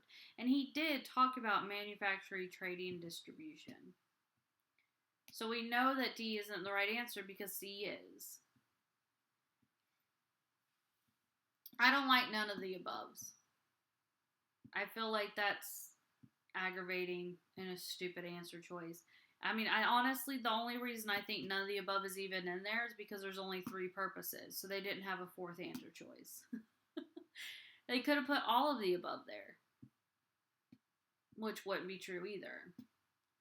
So it's just an elimination choice. If all 3 of those weren't discussed, then we would say none of the above. If one of them was, then none of the above is not the right answer. So it's just an elimination choice of either eliminating it or eliminating everything but it.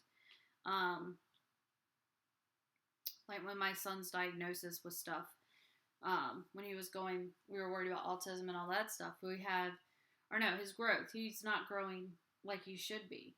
And we have tested everything because he has been deemed a slow grower, which is an exclusion diagnosis. It is the diagnosis they give when they rule out every other thing that it could be. When they've done MRIs and blood tests and lab work and everything else comes clean, he has no diseases, no hormone issues, nothing that could cause him to be a little guy, then they labeled slow grower. It's an exclusion diagnosis. They can only diagnose someone with it if everything else is ruled out. That's none of the above. It could be true, but you have to be able to rule everything out for it to be true. So it's an exclusion answer. Does that make sense? And in this circumstance, it doesn't make sense because that sentence wouldn't belong with this passage if it was an answer.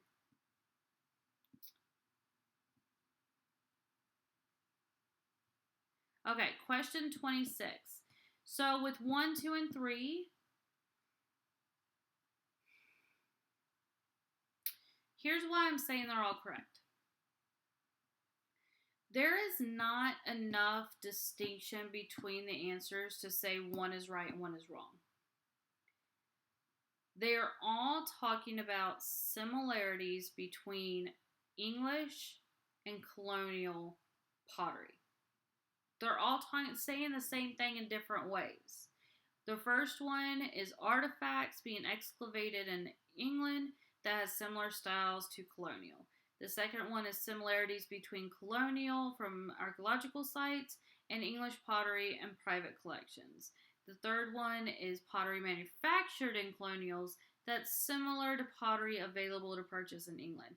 So they're all saying we got pottery over here in England, we got pottery over here in colonial, and they're similar. There's not enough detail or information to exclude any of them. They're all along the same. It's kind of like recognizing those sentences and the passages that veer off. They're all the same type. They're all oranges. There's no apples. It's 3 oranges. And with it being that, don't overthink it. If they're all very along the same track and along the same line, then they're most likely all correct. Sometimes hoof beats are horses on the MCAT. Sometimes the MCAT is tricky. Sometimes they're direct. And I feel like with these 3 answers being extremely similar, and I know what you're getting hung up on. Victoria, are you getting hung up on the word contemporary? Is that what's bugging you?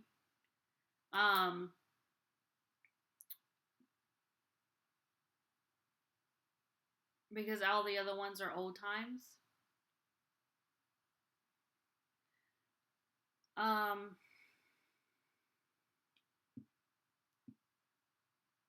I get that. I understand that can be a kind of a curveball. Yes. Okay.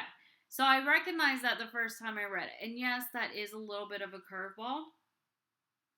However, that's colonial from archaeological sites.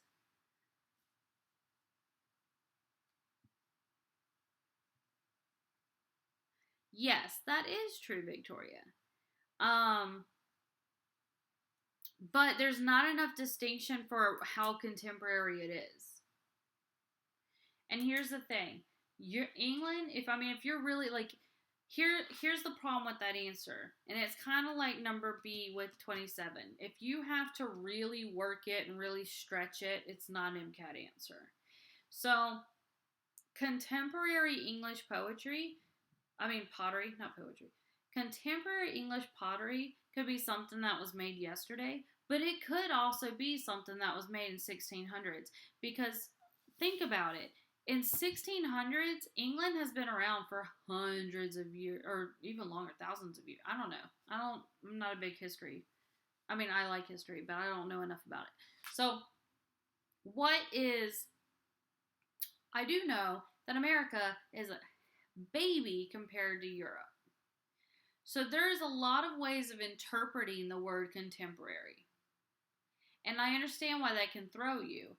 But the way that I see it is we're talking about English pottery with American and how their comparison and their similarities. I swear, y'all, I'm so sorry that I can't pronounce things today.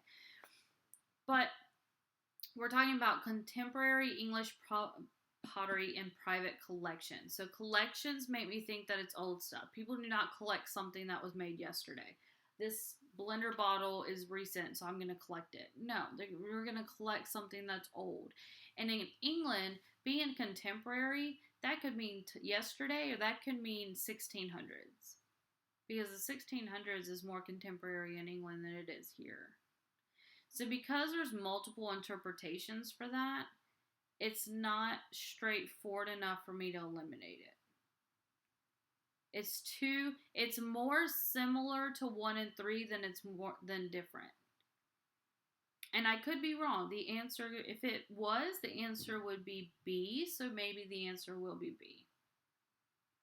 I don't know. We'll have to wait till the end. But I feel like contemporary English poetry, I feel like that word could throw anybody off, but I feel like there's not enough information. There's not enough information. If it said recent English pottery, if it said that discovering similarities between colonial pottery from archaeological sites and recent English pottery in a store, then I would say, well, no, that doesn't make sense. That stands out from the rest of the answers. But I feel like since it's contemporary, that's too ambiguous of a word to distinctly say that can't be right. How long did it take you to be very good at cards? I did about 3 months of solid cards passages before I took my MCAT when I made the 130 on cars. Well, let me take that back. I don't know if you've seen my MCAT story.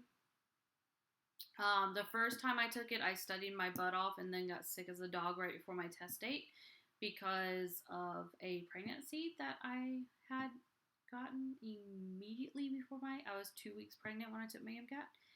That time around, I did 3 months of cars. I did the exam crackers 101 verbal passages. I did 2 passages a day, then 3, then 4. And then the last test in that 101 book, I did the full test section. And I made an 11 in verbal on that thing. But I ran out of time on every test section because I kept having to run out of the room to throw up. The second time I took the MCAT, I had postpartum depression from that child. And I did not study at all. I had no motivation to study. I was not in my right mind frame at all. And my unfortunate suicide attempt was very soon after that MCAT. But that MCAT, I went in there completely cold, and I made a 130 on cars.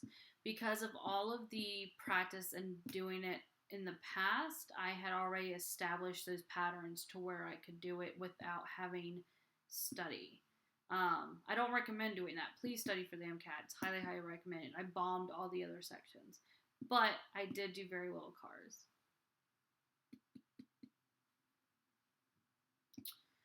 Yeah, so this is my third time doing the MCAT. So scoring when I first started studying, the first I did the Exam Crackers 101 book. When I first started out, I was making a 5 and a 6. It's the old scoring, so it's a little confusing. So I was making around a 5 and a 6, which is low. Out of 15, low. I wouldn't say it was truly indicative of how I was doing because I was doing 2 passages a day, and then I would grade the whole thing. Like, it was 7 passages, so after 3.5 days, I did a whole section. I would grade it. So some passages I was doing really well, some passages I wasn't doing good. I didn't do any courses. I didn't do a Kaplan or a Princeton or Exam Crackers course. I literally just picked up a passage like this and read it. I read the passage, I did the questions, and would be like, why the heck did I get that wrong? And I would look up why I got wrong, and I would go back and look at the passages and look at the question, and I would literally like just stare and work it through in my mind until I could make their answer the right answer, until I could figure out why their answer was better than mine. And it was like a lawyer debate thing. Well, I think this is the better answer. Why is this the better answer? And trying to understand things like number 2 with contemporary being very ambiguous, even though that word's probably thrown in there to throw you off.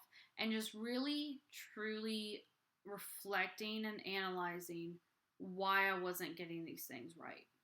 And I wish I had me, future me, with old me, because that would have saved a lot of time and energy, pointing out these patterns and stuff. And I literally, like these patterns, like the compare and contrast, or recognizing sentences that stand out, that's just stuff that I've recognized from doing this over and over and over and really figuring out why this is right and wrong and just really nitty gritty getting in there and getting dirty.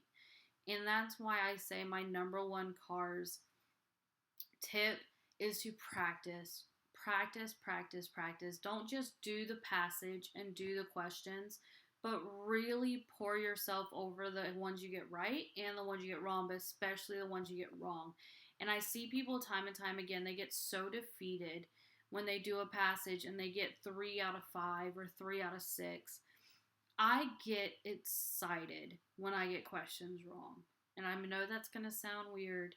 Y'all already think I'm crazy, so it's okay. I know that sounds weird. And especially with sciences too. I get excited when I get questions wrong. Not because I'm an idiot and I'm going to beat myself up, but because I can learn from that. If I get a question right, if I get number 25 right, but I'm not really sure why I got right, it just sounded good, so I chose it. And then, yeah, I got it right. I'm not learning anything from that. But if I get a science question about genetics and I get it wrong, I'm going to go look up genetics and I'm going to look up the answer to that and figure it out, and I'm going to learn it and I'm going to remember that because I got that question wrong. It made me mad. I looked it up. I figured it out. So I get excited when I get something wrong because that opens up the opportunity for me to figure out why. I mean, it's like taking apart a toy. You know, my kids do this all the time. They take apart a toy and they want to see how it works and why it works that way. And then they can put it back together and then they understand it. And you can't do that if you're getting all the questions right. You need to get them wrong so that you can figure out, why did I get this wrong? How can I change to get this right in the future? Where are the patterns? What am I not seeing? What am I missing? There's got to be something I'm missing.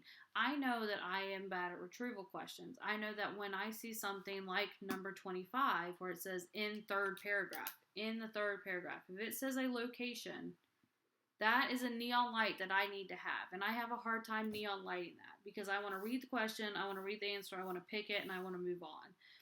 But I know for me, I need to see that third paragraph. And I even skipped it the first time we did that question. I was like, yay, I remember that sentence. And I skipped it. But and I didn't even notice that it said that. But in the third paragraph, when I see that, I need to have my own neon light that says, Brandy, they're saying a specific location. Go look it up. Go see what it says so you can remind yourself what the heck it was talking about.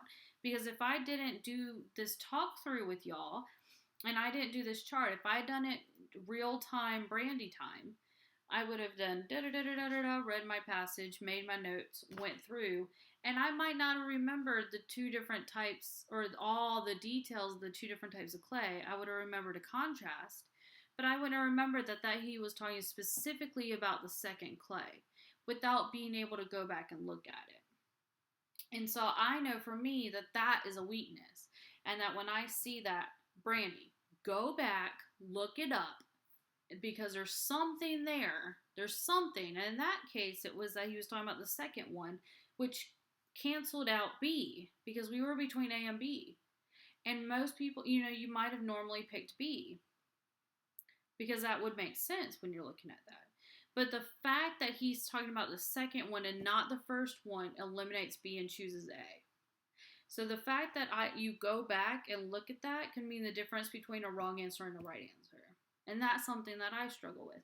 So when you find your weakness and you find what you're struggling with and the questions you get wrong, and you see a pattern in the questions you're getting wrong, which is why I'm hoping the CARS boot camp will help when we look at specific question types, you can start red flagging those and being like, okay, I get these wrong, so I need to really pay attention to these and focus. Thank you so much, Lisa. Yes, I remember the ones I get wrong. I did a practice biology section, and I guessed so much on that. It's unbelievable, and I can't even tell you the ones I got right. But I know for a fact that I got genetics wrong. I know for a fact that I got genetics wrong. I know for a fact that I had to look up the stupid genetics, and that it ticked me off. The rest of the test, I can't even tell you what it was. I don't even remember the topics. Because if you get it right, even though you were guessing, I was totally guessing on most of it. Even though you're guessing, if you get it right, you're not going to remember it. If you get it wrong, you're going to look it up and you're going to figure it out. And you're going to remember it. So wrong answers are good. We like wrong answers because they teach us something. But we want to get to a point where we're not getting wrong answers because we've learned everything there is to learn. So, I don't even remember what the question was. Sorry.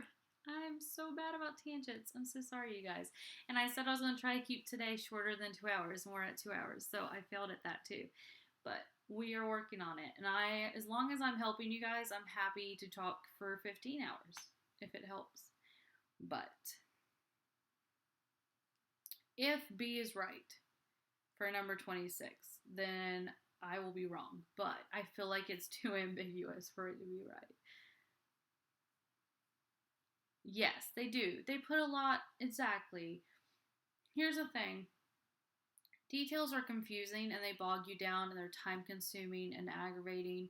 And like I said, your brain, when you sit in that CARS passage, you are so full of details of biology and chemistry and organic and biochem and physics. Your brain is, it's like your phone photo storage. Storage is full. Like, storage is gone. We can't store any more details. And that will weigh you down and stress you out. Do a chart. Because here's what I'm saying. You either highlight or write down those details, and then you don't have to worry about it anymore. You don't need to memorize this. This is not memorization. This isn't... It's there. You have your questions and you have your passage, and you can always go back to the passage. And when the details are in this format, it's confusing because they're all throughout the passage. You don't know where they are. You don't know where they're talking about. You don't know where to pick them out. When they're in this helps. This is organizing these details. So if you need to go back, here they are. And there's nothing wrong with going back and getting them. But this is going to take you 3 minutes to go back and look up and figure out. This is going to take you 30 seconds. Yeah, who cares about pottery? I don't care about pottery.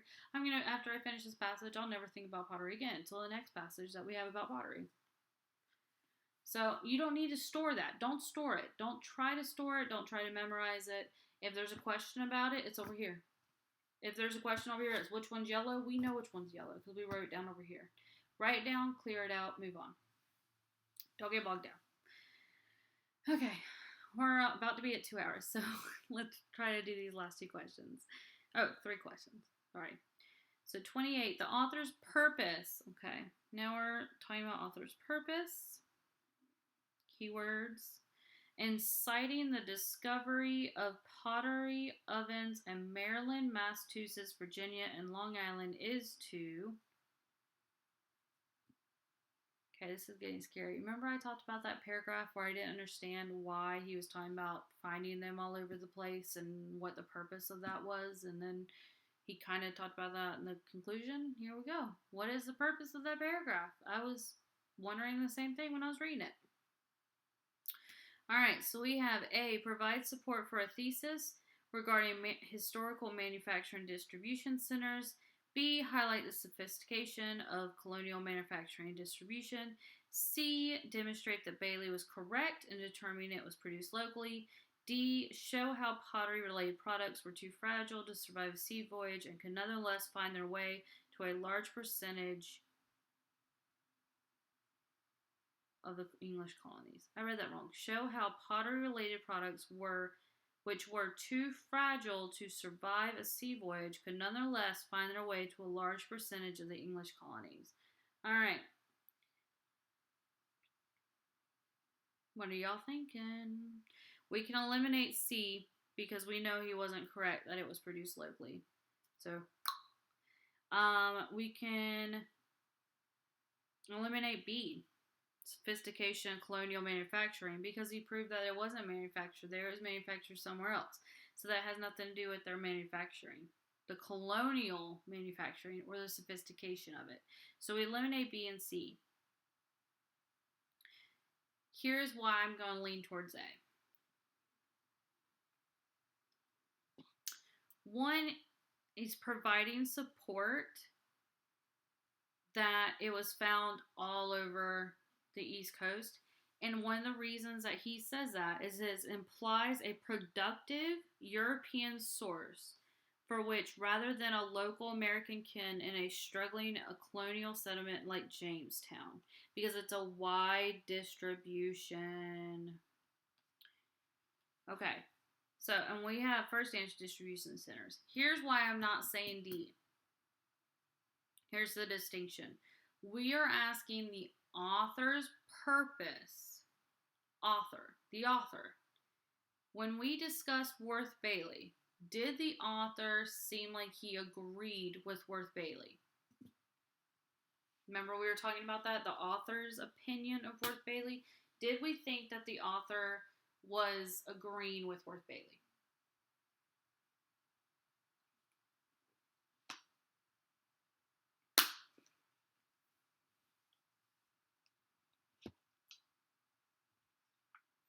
There we go. No. We were saying that the author was not on the same page as Worth Bailey by using his words of assumption and perhaps because of the crudeness.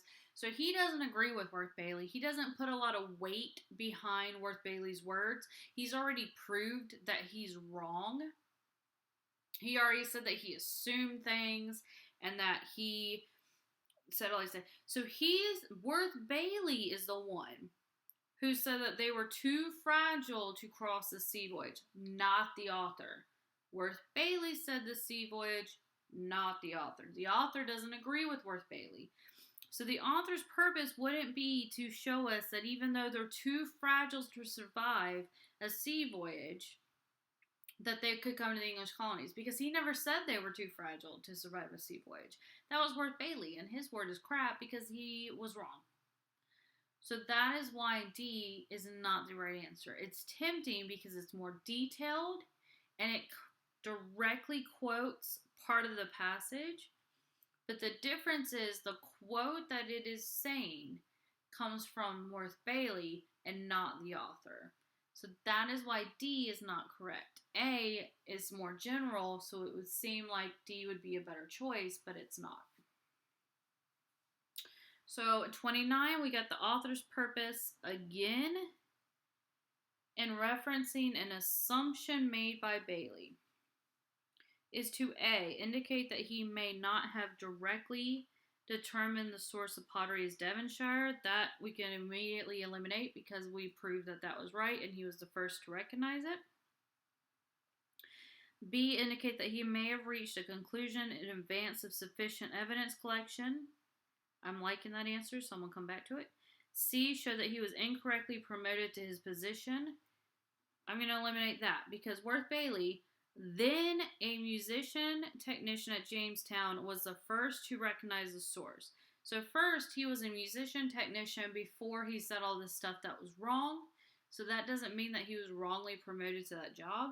And two, was the first one to recognize the source. The first one is Devonshire. So he was smart and correct. And there's no implication that he was wrongly promoted. So we can eliminate C. D, show the assumptions made by researchers sometimes reflect available evidence. All right, I'm eliminating D because he had no available evidence. He assumed it, perhaps because of the crudeness, and he felt that it was doubtful that so fragile an object would have survived a sea voyage. Which, by the way, I just want to note, if it was so fragile that it couldn't survive a sea voyage, how do they have two completely intact ovens hundreds of years later? So it's too fragile for a sea voyage, but it's strong enough to survive hundreds of years. That doesn't make sense. But anyways, that's just me. So by choice of elimination, we've got B. Indicate that he may have reached a conclusion in advance of evidence collection. Because he later on he says, since these opinions were expressed, much further work has revealed a widespread destination. So he made this assumption, then more evidence came to light that disagreed with him, therefore B. Y'all agree? Sorry, my throat is killing me. Number 30. I'm sorry that I'm going so quickly, but we're already past 2 hours, so I'm trying to kind of speed this up. So if there's any confusion or questions or you disagree with it, please comment in the chat and I will make sure to go over it. I'm not trying to rush y'all, I promise. 30. What would it imply if archaeological evidence? So what would it imply? So this is something outside added to it. If archaeological evidence was unearthed in London, showing examples of the first one, which match the American examples more closely than the case of these examples from these other two places. A, that they can be ruled out as the original sources. I wouldn't rule them out just because London had something similar that was more similar. I wouldn't necessarily rule it out for me. I think that's too extreme. We've talked about that with other passages, answers that were too extreme. You can't rule out one source because another source is more closely related. I think that's just too extreme of an answer. B, that it only originated in London and the gravel originated in other two. Again, too extreme to say that one only originated in London. So we got very extreme answers here. So we're rolling those out really quickly. That the source was evenly distributed between the three locations, or that, I'm going to leave that there for a second. D, that the European sourced in the reference in the passage may have been London rather than the other two. Okay, again, I'm eliminating C. We can't say that they were evenly distributed. We don't know that. That's making an assumption that we can't make. So I'm leaning towards D. We know that this pottery came from Europe. We know that there's some examples in these two towns. And we know that now we have examples in London that are more closely. So I think that we can say that it may have been London other than the other two because it's more closely related. More than evenly distributed. So if we have something and I always come up with analogies of metaphors, but I'm having a hard time thinking because I'm so tired.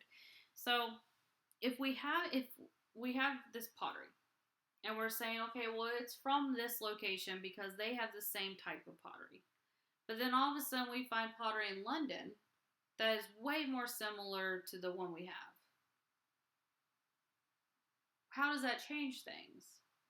That doesn't mean we can't rule out these other two towns. We can't say, well, then it didn't come from there 100%. We can't say that it only came from London. We can't say that it was evenly distributed, because that's making an assumption that it was, evenly distributed means that there are 20 cases from here, 20 cases from there, 20 cases from there. We can't necessarily say that. But the fact that it's more similar to London may mean that it's more likely from London. And I like how the last one says may have been London. Not it was London. It may have been London. That just leans us towards London instead of these other two towns that we were previously thinking. So for that one, I'm leaning towards D. D is a lot more friendly. It's not as extreme. It's not as harsh. It's more, it may be London. Whereas the other ones were evenly distributed, only originated in London, and then rule out the other two towns. So I think that's a case of eliminating choices that are too extreme or skewed one way. So, how does everybody feel about those questions? Are we ready to grade them? We feel like we may have done well on them.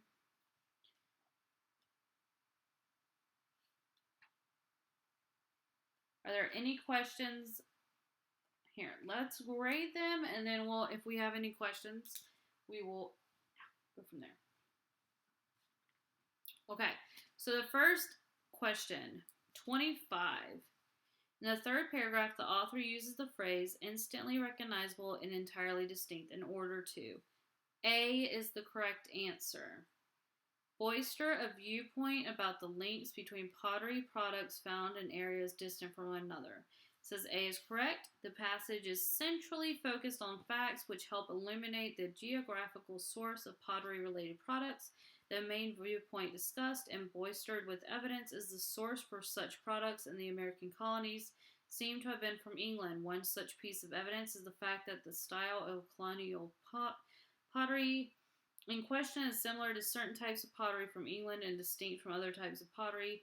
This bolsters the theory that there's a connection between the pottery found in two locations. B, this is incorrect. There is nothing in the tone of the passage or word choices used in which indicates that the author views some types of pottery as superior to average pottery. C, there is no content in the passage relating how people appreciate the pottery. And D, this is partially correct. However, the passage does not specifically indicate that the evidence in question allowed Worth Bailey to come up with his theory before other people did. Okay, so we got number 1 right. Yay! Number 2. D, all 3 are true. 1 is correct because the passage indicates a common design can be evidence of a common origin. 2, this is also correct because English poetry that is contemporary with, in parentheses, meaning from the same time period as. So they are defining contemporary as the same time period. We were thinking of it as modern, and that was my problem with it, is that contemporary could be defined different ways. They define it as same time period. So if they had put same time period, Victoria, would you have been confused about that question? Probably not. So, colonial pottery can also be evidence of shared origin, and 3 is also correct because it would provide evidence, though it does not provide direct archaeological proof. So D for number 26.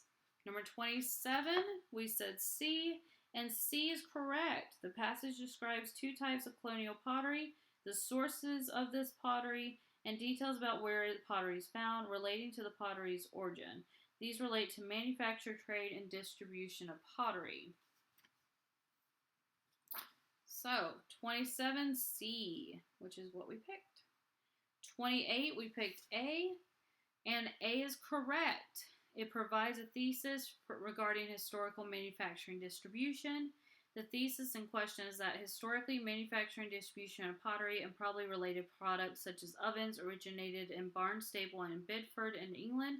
This is supported by the above list of colonies where pottery ovens were found and the implication in the first sentence of the last paragraph that such a wide distribution was unlikely to come from small and struggling settlement of Jamestown.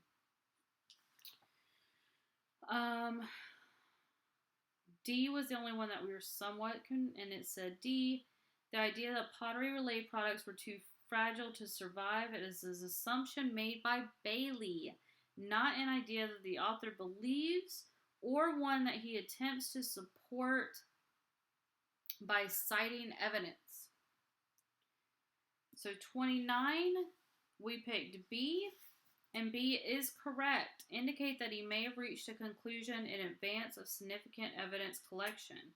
Bailey, according to the fourth paragraph, assumed that fragile earthenware pieces could not have survived a perilous sea voyage, and as such, he assumed that they must have been made locally.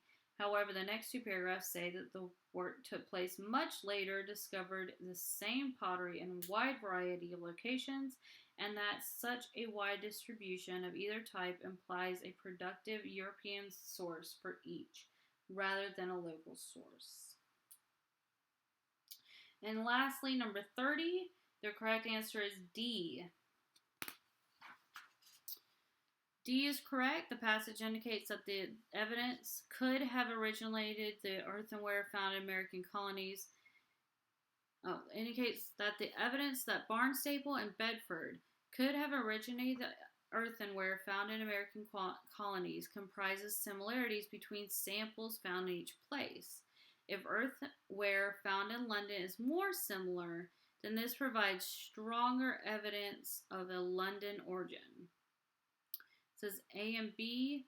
It says even though the similarities stronger, there are similarities between American and Barnstaple and Bedford, and this still constitute evidence rather than proof that the original source was London. It is also possible from Bedford and Barnstaple, which is more similar to American. And C, there's no evidence based on the information that it came from all three locations in equal quantities. So we have A, D, C, A, B, D. 1, 2, 3, 4, 5, 6. 6 out of 6. How did you guys do? I'm going to put 25. A, 26, D, 27 was C, 28, A, not Q, A, 29, B, 30, D. Not bad. 4 out of 6. That's awesome. Do you understand why the two you got wrong were wrong?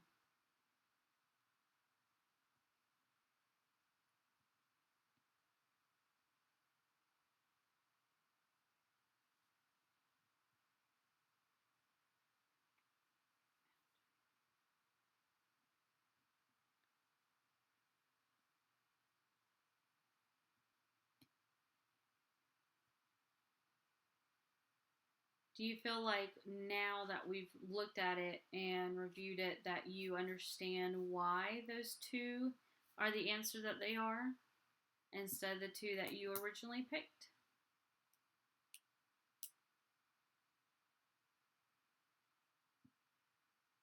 How does everyone feel about that passage? Does everyone feel good about that passage? 26 thought it was C. Okay.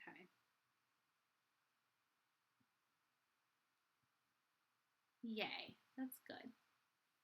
Did everyone feel like that was a good passage? Do you feel good about the questions? Do you feel like you could have done that on your own? Do you feel better about the patterns that we're noticing in the passages? Or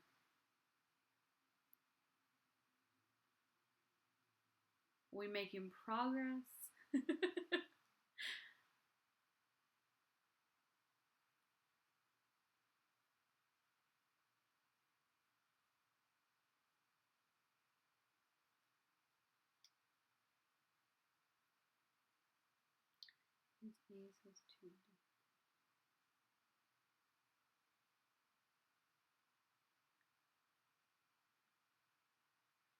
Oh, you're talking about 25. Oh, yeah.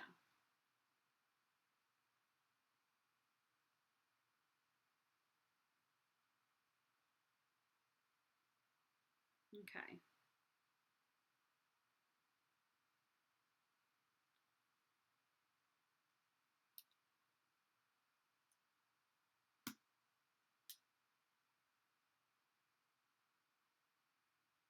Yeah, the two areas being distant from each other being the New World and the European. Um, yeah, I feel like that was very confusing too. They were used very interchangeably, the English and the European, and it could definitely confuse. I noticed that too. They seem to sometimes use English and sometimes use European, and I think that's just trying to be confusing. I think that's just trying to bog you down even more and confuse you. But did everybody feel like that was good? Did you get through the passage pretty well, understanding the passage and understanding the questions and the answers for the questions? Do we feel like we're making progress and that we're getting closer to where we need to be in cars? How's everybody feeling?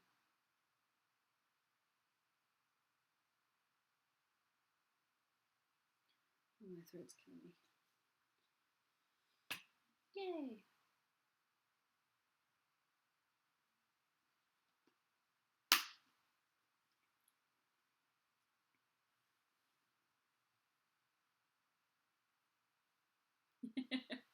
Good. I'm so happy you're improving. I do think this passage is a more straightforward. I think there was some confusion, but when broken down, it was a little bit more straightforward. Yay. I'm glad that helps. I don't know sometimes if I'm crazy or if I'm making sense. So if I say something and it makes absolutely zero sense, please let me know, hey, you're going off the deep end and I don't understand what you're saying. But I like working my thought process with y'all and telling you what I'm paying attention to and what I'm noticing. This passage ended up being really good for that because the two things I picked out of the first sentence, or the first paragraph, I should say, and the instantly recognizable and entirely distinct ended up being used in the passage. And the fact that the author didn't really agree with Bailey. So I actually was on point with this one, which doesn't happen every time. I'm glad that you see that, Victoria. I'm glad that you are figuring out the pattern. I'm telling you, it might get old hearing me say the same things over and over, compare, contrast, author's tone, but the more that I remind y'all to pay attention to those, the more you're going to start seeing them and the easier it's going to be. When you can make it fit in a box and make it fit in a pattern, you're going to understand it better because you're going to know what to expect from it and what's to come and what to pay attention to and how to do it. And I will drill it into your head if I have to, and you will hear my voice on the MCAT saying, contrast, contrast, pay attention.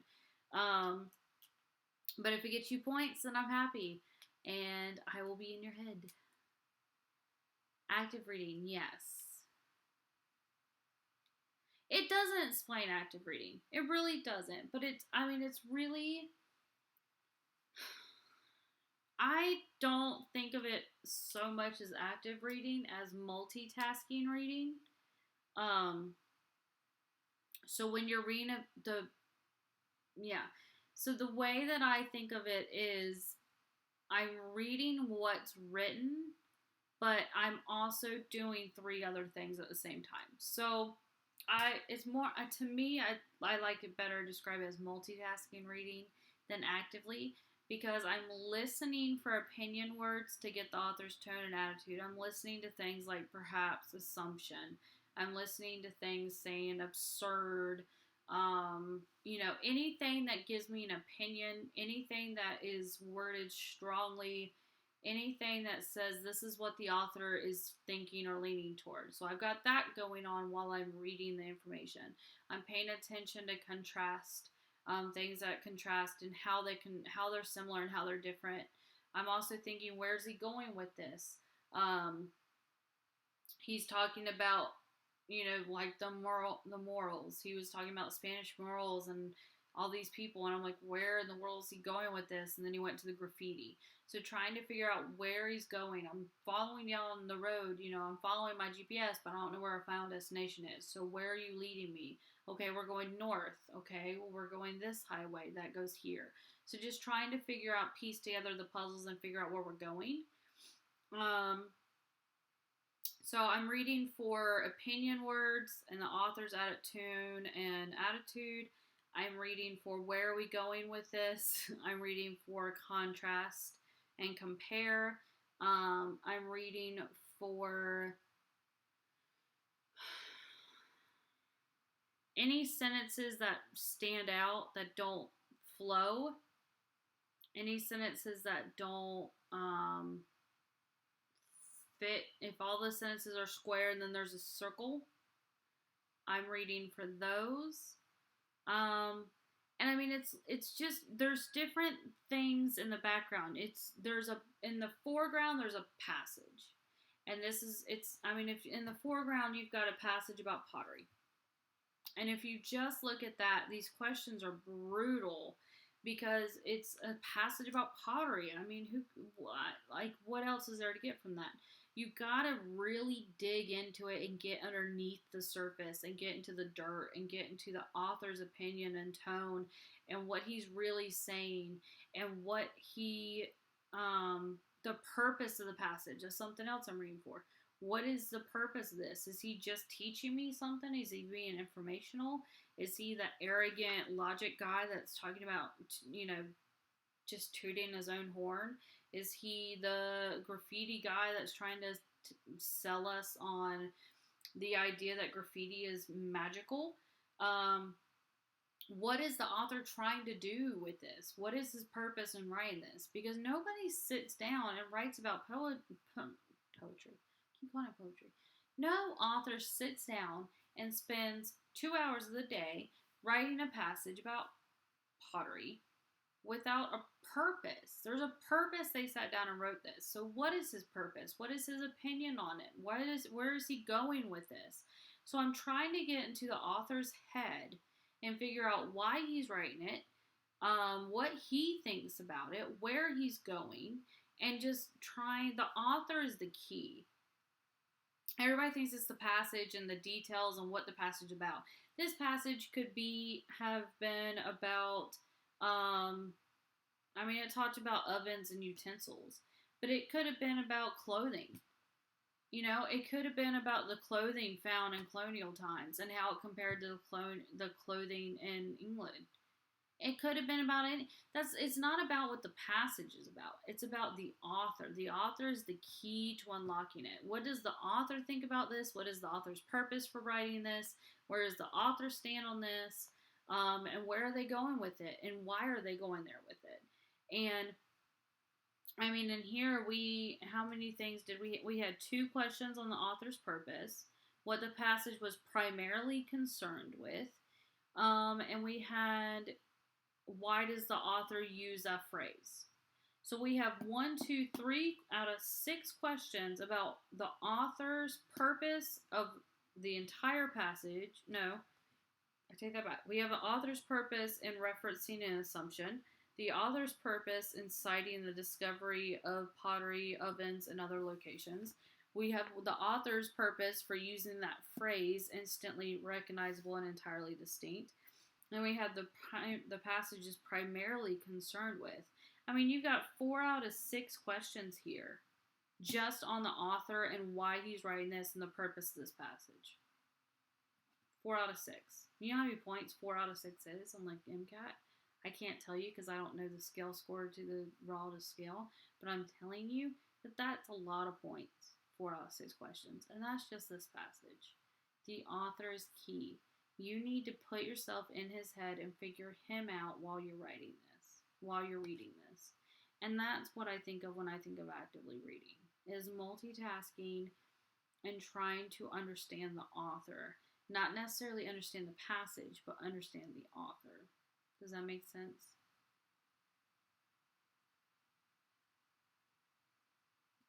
Really hoping that makes sense.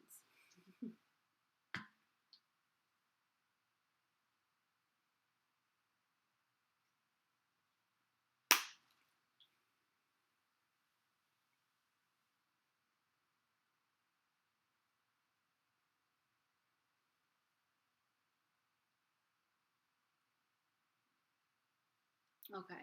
And I understand the comment about needing more time to process this. Um, that's okay.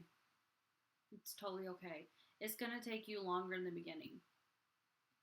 In the beginning, it's going to take you longer to really dig deep because you're not used to it. It's not an everyday thing for you, and it's not natural. So it is going to take longer to to do that well and to understand it. But that's why you have to practice. I wasn't doing this right off the bat. I learned the hard way to do this, and I'm trying to teach y'all an easier way so you don't have to learn the same way I did. But the only way you're going to get quicker at it is practicing it over and over. It's just, I mean, that's as simple as it gets. You have to practice it. Figure out the technique, figure out how to do it, figure out how you do it most effectively, and practice. I mean, practice, practice, practice. Get a CARS book, like this one that's got like 100 passages. I highly recommend the Exam Crackers 101 book because that's what I learned using. This is more practice than learning for me, but practice. Just practice it over and over and over. And every time you get something right or every time you get something wrong, take it as an opportunity to figure out why and to learn. And if you are practicing, right now I'm telling y'all because I'm here for you. If you are practicing a passage, let's say you were to do this passage and it completely made no sense to you. You couldn't understand the author. You do a passage and you get 1 out of 6 and you get 2 out of 6 questions wrong. Send me the passage. Send me what answers you chose to my email or to my website, and I will walk you through that passage. Because if you do a passage and you get most of the questions wrong and you're looking up the correct answers and you're just nowhere near understanding why those are the answers and you can't figure it out on your own, please reach out to me and I will break it down and help.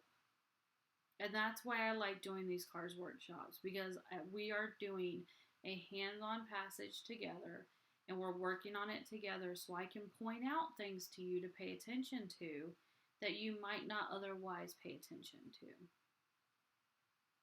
Thank you. I don't feel like they're clear. I feel like I'm just a crazy person. But I'm glad that they're clear. And it's hard for me to put them into words and to explain them to people without actually doing it, which is why I like doing the workshop. Because when I'm actually doing it, I can point out these things a heck of a lot easier than just talking and saying, well, when I do a passage, I notice this. It's harder to explain that versus just actually doing it. I mean, if you ask my dad how to fix something on a car, he's going to have a hard time explaining to you what parts he uses and what tool he uses and what sound he hears and how he fixes it versus actually opening up that car and fixing it and showing you how he does it. It's just some things are easier to show than to tell. And that's why I like doing this. So I am plumb exhausted, and tomorrow is the first day of fall semester. Yay! So I am going to go pass out. But we will start my CARS book. See, I can't even talk. Cars Boot Camp, Wednesday, 9 p.m. Cars Boot Camp. I will do an intro video this week explaining what it's going to be, and what we're going to be doing and how we're going to be doing it. And then I will see y'all Wednesday night, and we will conquer cars. And I've said to this point that the MCAT has become my Mount Everest, I feel like, because cars I've conquered. I struggle with science. I want to conquer this test so bad, and I want all of you to conquer this test, and I want us to have scores so high that schools are offering us scholarship money to go there. So we are going to conquer the MCAT cars, and we're going to do it together. And we're going to start boot camp on Wednesday, so I hope you guys get well rested and get ready, because we're going to do it. Aw, thank you guys. It's my last fall semester. I graduate this spring, so I'm very, very, very, very excited. So I hope you guys have a great night. Thank you for joining me, and I will see you Wednesday night, 9 p.m. Bye, guys.